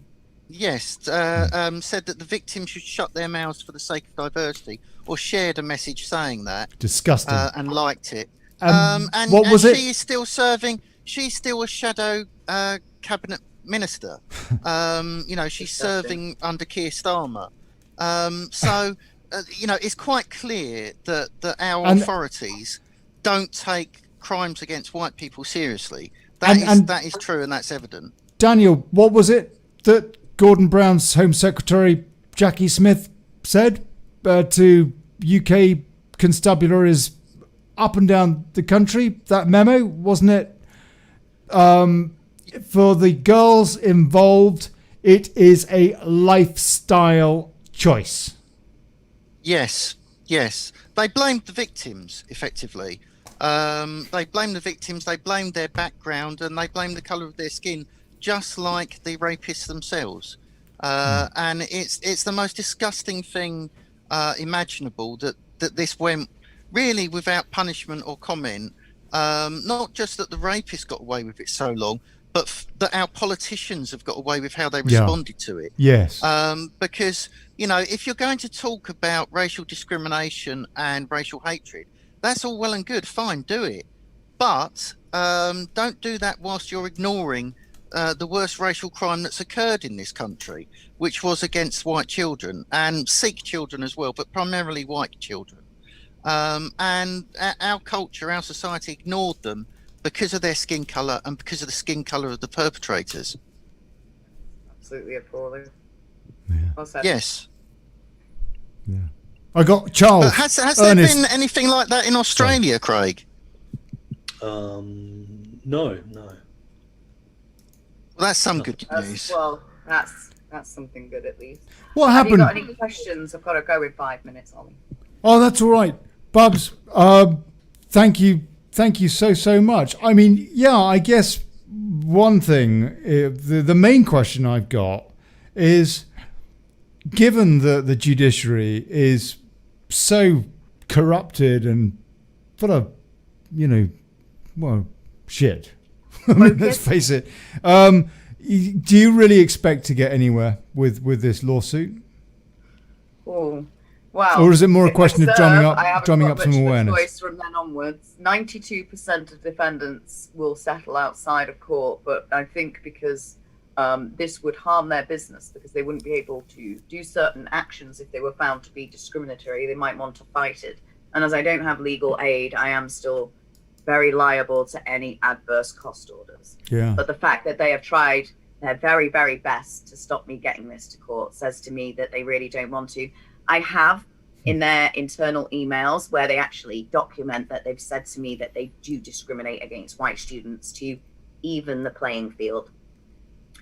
So, see, in a decent world, I would have said that you could go to UKIP, for example. Now, I know you're now chomping at the bit at my mention of that, given the kind of things that we're talking about here, and you can take that bit in a second and run with it, and that they would say, you know what, this is one of ours, we've got to look after her. I mean, when I say one of ours, I mean somebody that was working active for the party, etc., and we will help her as best we can.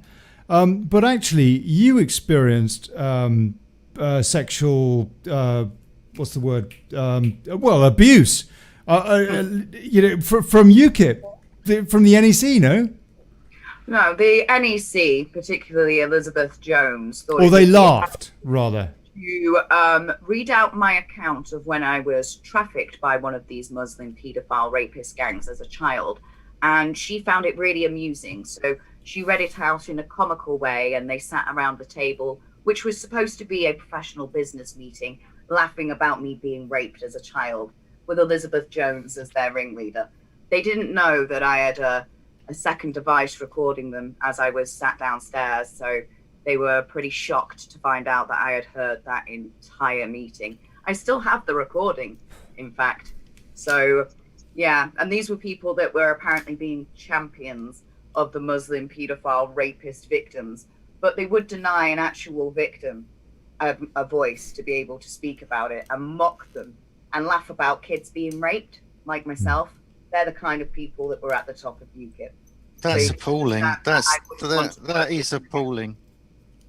I have the recording still, and they won't even deny it, because that's what they did. They sat there for an entire hour of an NEC meeting, which the members would have been paying for that room for them to sit there and mock one of their own who had sacrificed their career, almost their freedom, and basically 4 or 5 years of their life to that party. And you got in return being mocked for being raped as a child. They were an appalling group of people at the top, nothing more than vultures that were using the membership as cash cows for their crony schemes. That's the truth. Charles Ernest Spencer. God bless you, Charles. We had a lot of fun at the last UK general election night. Over on Wake Up UK, says she can appeal all decisions up to the European Court of Human Rights, where she will win. She needs to keep her case under the European Court of Human Rights Convention laws, which are higher than any act or statute.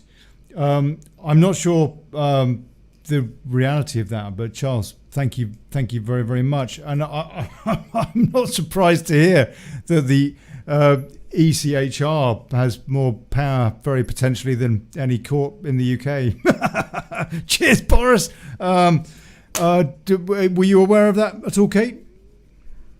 I'm not sure if the European Convention on Human Rights really covers in any depth equality, like the Equality Act of 2010. I mean, we do have the Human Rights Act of 1998, which is basically almost a replica of the European Convention on Human Rights, which isn't actually, it didn't actually come from the EU. It predates it, I believe. Yeah. But it's not human rights that I'm pursuing action under. Plus, there is a 6-month limitation date on human rights. I'm going under the Education Act and obviously the Equality Act 2010. That's the legislation that I'll be using. I don't have any case law to go off because there has been no other white students who've even taken their universities to court for this kind of discrimination, which there has been direct discrimination, indirect discrimination, harassment, and victimization.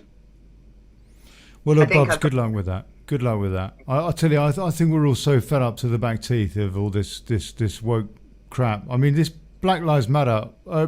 Daniel, you had an interesting point the other day, about a month ago when you came on, because I said to you, in my opinion, it's a racist thing. It's just totally racist. Black Lives Matter, like saying white lives matter. You said, by retort, well, you could argue that yes, they're both racist, Black Lives Matter, or to say white lives matter, to shout that from the rooftops, or they're neither of them racist. Can you explain that again? Because it seems to me that it's just plain racist and divisive. Because after all, it's funded by, funnily enough, Soros. I think what I was referring to there is double standards, essentially, because they don't say the same thing about the same type of statement. So obviously they say that Black Lives Matter is a positive statement and White Lives Matter is a racist statement. Well, they're exactly the same statement. All lives matter is a racist statement, according to them. All lives matter is racist somehow. Yeah, crazy. Yeah, so it's a clear double standard. But the trouble is, the adherents of critical race theory don't believe in logic. Logic dismisses everything they say, but they don't believe in logic because they have the itself racist notion that logic is an invention of the white man to oppress others. So that they don't have to. Yes, they believe that logic is a form of white supremacy. So to them, nothing they say has to be logical. That's the problem with it. And it's a sort of catch-22 because you can point out that what they're saying is completely illogical and completely irrational, and they will then say, well, that's only because you're applying white man standards of what these things are. So you cannot get them to see that their position is unjust or that it's illogical, because they dismiss those kinds of those kinds of thinking anyway altogether. It's you might as well try and convince the Taliban that what they do is unjust. It's the same kind of logic or lack of logic that you're dealing with. Ollie, that brilliant statement, by the way. But yes, I completely agree. Ollie, I'm just going to say thank you very much for having me on the show. It's greatly appreciated. I've had a lovely time. Fantastic speaking with you two gentlemen. Great debates, great points, but I'm going to have to leave. I'm so pleased that you and Daniel made up. I'm so pleased. Of course. That you... We're civilized people. We're able to disagree on points and not want to, to scream at each other and call each other racists like the left do. We will very strongly disagree on that point, and I hope that Kate becomes as sensible on that as she is on everything else. Oh. So, but Kate, God bless you. I am now going to take Daniel to task over the football. Yeah, over the football in the last few minutes we've got, and so I'll give him some of the medicine he gave you, Kate. God bless you, Bubs. God bless you, Bubba Kate Paris. Lovely. Yeah, I tell you what a brave girl. Unbelievable. Some of the things that I remember she put out this post a couple of years ago on Facebook, which was a tome. She can speak a tome as well, can't she? She's a good speaker. Which was a tome and about her experiences and what she'd been through, and she's quite an incredible woman.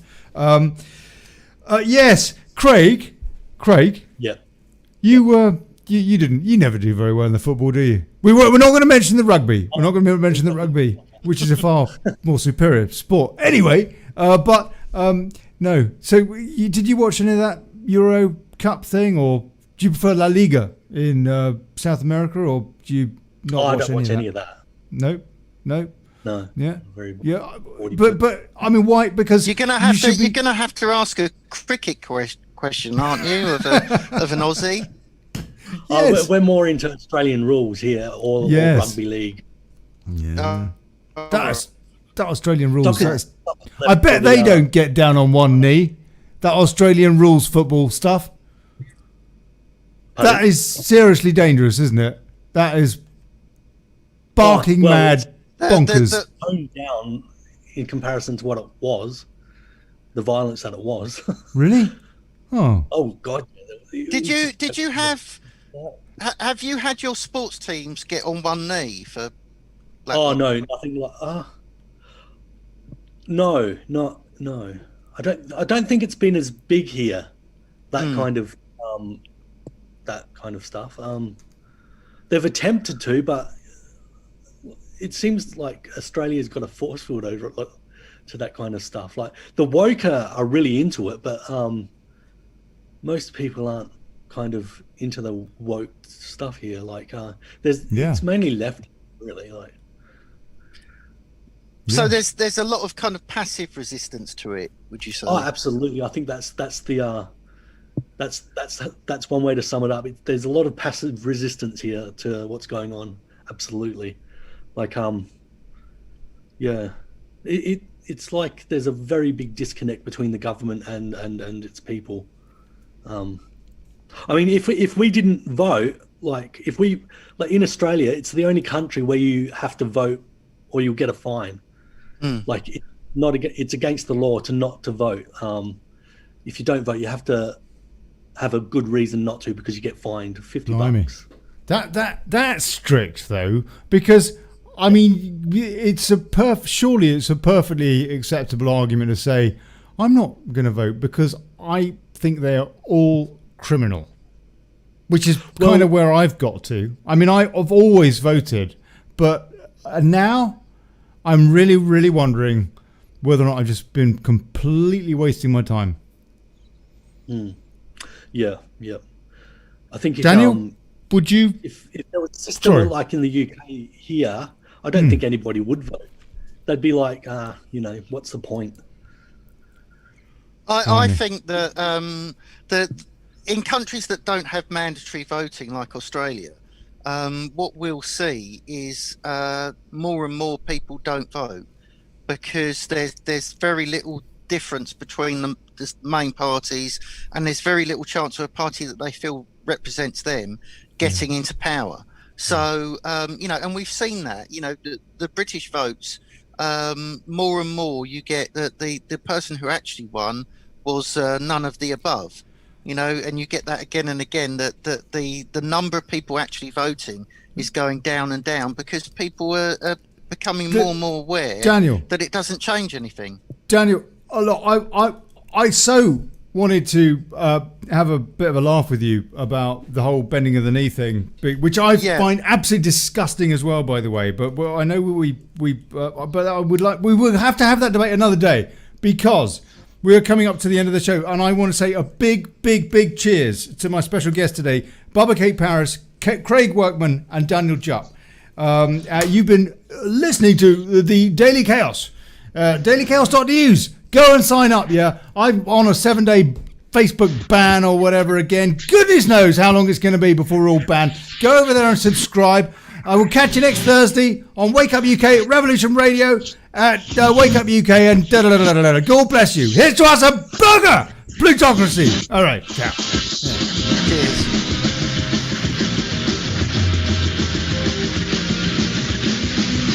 Thank you for listening to Revolution Radio. Deep understanding must arise during these times of unparalleled deceit. They've gone. They've all gone. They've all gone. Oh no. Hold on. A storm. Hold on. Don't go. Hold on. It's been said that those that have the eyes to see and the ears to hear will play a paramount role in the furthering of humanity and civilized society. I thought it would be nice to just do another few minutes off the back of the show, because we can do this. Revolution Radio is 10 a.m. till midday, stateside, EDT. And I'll tell you what, I love that network so much. I did shows with them some years ago. Jingly Jangly, I did a show with them, which was a kind of a satirical, backhanded whatnot to Jimmy South, jewelry. Jingly Jangly, and it was a kind of a, anyway, it was about the pedo lot. Anyway, right, so I'm back with Revolution Radio, but also going out on Wake Up UK, which is great to be doing stuff again with Jason Tyler and all the folks at Wake Up UK. Really lovely, good bunch of patriots again, and on my channel thing until I get kicked off it, which will probably be any day because they're such tossers, at youtube.com/Daily Chaos. And so I thought, when this kind of finished with Revolution Radio at the top of the show. Hold on a sec. Let's just have a quick listen, just see if they're. No.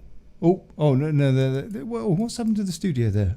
They put me on hold. Well, anyway, all right, okay.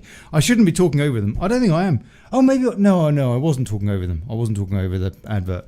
I just had the fader down. But I thought it would be nice just to have a bit of a, after a kind of a busy show or whatever, to have a couple of minutes of, chill out, chill down and whatever and stuff on YouTube or on, wherever. I think I'm going to start going out on Odyssey, people. That's so, but they've gone. So I can't have that chill out with them. So I will at least take some of your comments, because I do, believe it or not, I do want to read comments. And if you want to call into this Daily Chaos thing, do. And the link is the same every week, which is ko.click/Zoom. So I always put it at the top of the comments anyway, where and so you can see it there, but you need to get Zoom. And then you can call in and you can tell us, who won that argument, whether it was Daniel or Bubs, and so on and so forth, and we can all have a really good shriek. So Anthony Heslop says, if you want legal advice on suing, I recommend Daddy Dragon, Graham Moore. Yeah, thank you, Anthony. Yeah. Oh dear, I don't know what to say to that. Yeah, I could sue him, actually. I could sue him for libel. Daddy Dragon Graham Moore, he went on his show once and he slagged me off, called me, reckoned I was a con man or something, when he is a convicted con man. But apart from that, great advice, Anthony, lovely. And I don't know, I mean, maybe he just had a bad day or something, but yeah, he did, he certainly knows how to make friends and influence people, put it that way. Pauline Davis, it has to be a globalist agenda. It's everywhere. Absolutely. Anthony Heslop, I'll second that. Read Daddy Dragon, says Pauline Davis, on the Constitution and common law. And I would third that, actually, with regards to his understanding of the Constitution and common law, which is exemplary. And I've interviewed him a few times about that before he called me a C-nut for some privately, which was very nice of him. Anyway, right. Celtic Vixen, I'm betting it's going on in Australia if they have Muslim communities. It's just not been unearthed yet. I don't know. I mean, it's in the UK, bloody awful. I know that. The convention is nothing to do with the EU. It's dated from 1948, I think. Thank you, Pauline. And Bubba corrected me on that as well. Mookie Puck, it's definitely been designed so that there's no choice. But the Tories, as Labour, are unelectable. If the Tories become unelectable, they will look to dissolve the system. Technocracy, etc. Yeah. I mean, that is where we're going. I just wonder how long we've got democracy left. You know, seriously. You know, you just look at what they're saying with this Great Reset thing. Incredible. Unbelievable. Folks saying thanks for the show and all that. God bless you. How's Rodders doing? Says Anthony. I think he's fine. Anthony. One of the reasons that he's not on at the moment is because he does swear quite a lot, and I have to be a bit careful with the American network. I love Rodders. Yeah, I love Rodders to bits. He's awesome, and I will do shows with him again. But I wanted to kind of get back to just interviewing as wide a range of people as possible for now. But yeah, no, Rodders will be back, and hopefully we can do some Billy bonuses and stuff like that. Look, folks, I am trying. I said this at the top of the show, and I'll say it again now. I'm trying to turn this show into not just once a week, but week daily. Monday to Friday, and the show itself is not a problem. That's easy enough to do. Even the tech these days apparently can do. But getting the guests is what takes the time. Getting the guests, and to produce a show takes a day to produce a good show. And so I need some money. Yeah, I do need some money. I have not begged. Out of the course of hundreds and hundreds and hundreds of shows, I've only ever begged a few times. Well, this is one of those times, and I'm going to start begging a bit because I really, really do want to take this to 5 shows a week. And so, if you like the show, if you want to support it, if you can't afford it, I fully understand. Please, fully understand. I'm kind of there. I am in that boat. Lost a big gig recently, and I'm trying to make ends meet. And one of the ways I can do that, hopefully, is by putting some decent interviews together and helping to get them out there. And please, you can help me do that. Not just financially, but by getting involved with dailychaos.news, which is a site I am, again, working on properly. I was working through the night last night, putting together a new news links section with guest submission forms and stuff like that, which will be going live very soon now, because I've just lost a big gig, and unfortunately I've got way too much time on my hands in terms of my bank manager. But in terms of this show, it is an opportunity. So look, if you can support this show through whatever way, let me know. Get involved. Send me on dailychaos.news/contact and let me know on there. Or alternatively, if you can afford a few quid, a beer, then buymeacoffee.com/dailychaos. And because you know what? GB News, they ain't doing it. I don't know if you worked it out yet, but it is a big farce. This helps, yeah.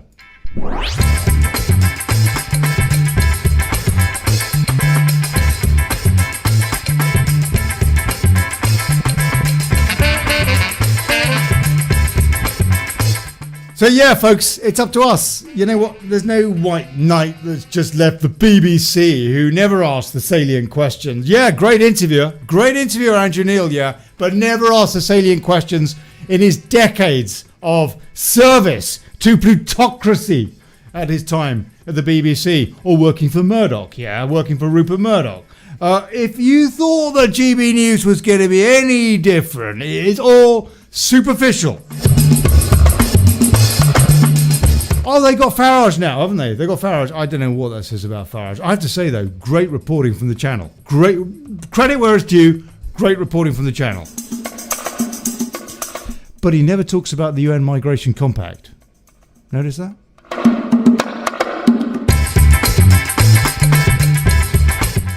This show will talk about everything and to anybody. So please give us a hand. Yeah, let's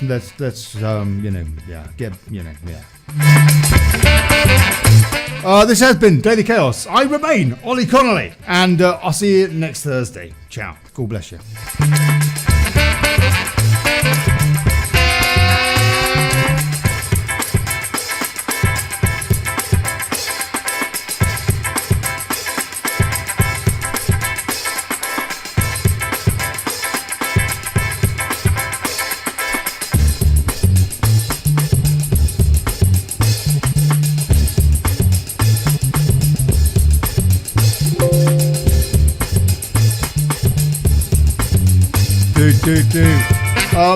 Pauline Davis, God bless you. Where do we send monetary support, Ollie? God bless you. If you can afford a beer, it is buymeacoffee.com/Daily Chaos. And it's down there on the screen.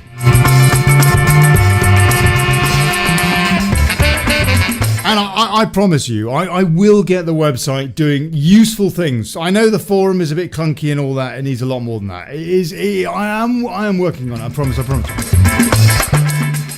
Mostly, I want it to be a great way to help to get guest suggestions and stuff like that. But anyway, yeah, it's coming on. All right, ciao, folks. God bless you. Have a lovely weekend. Cheers.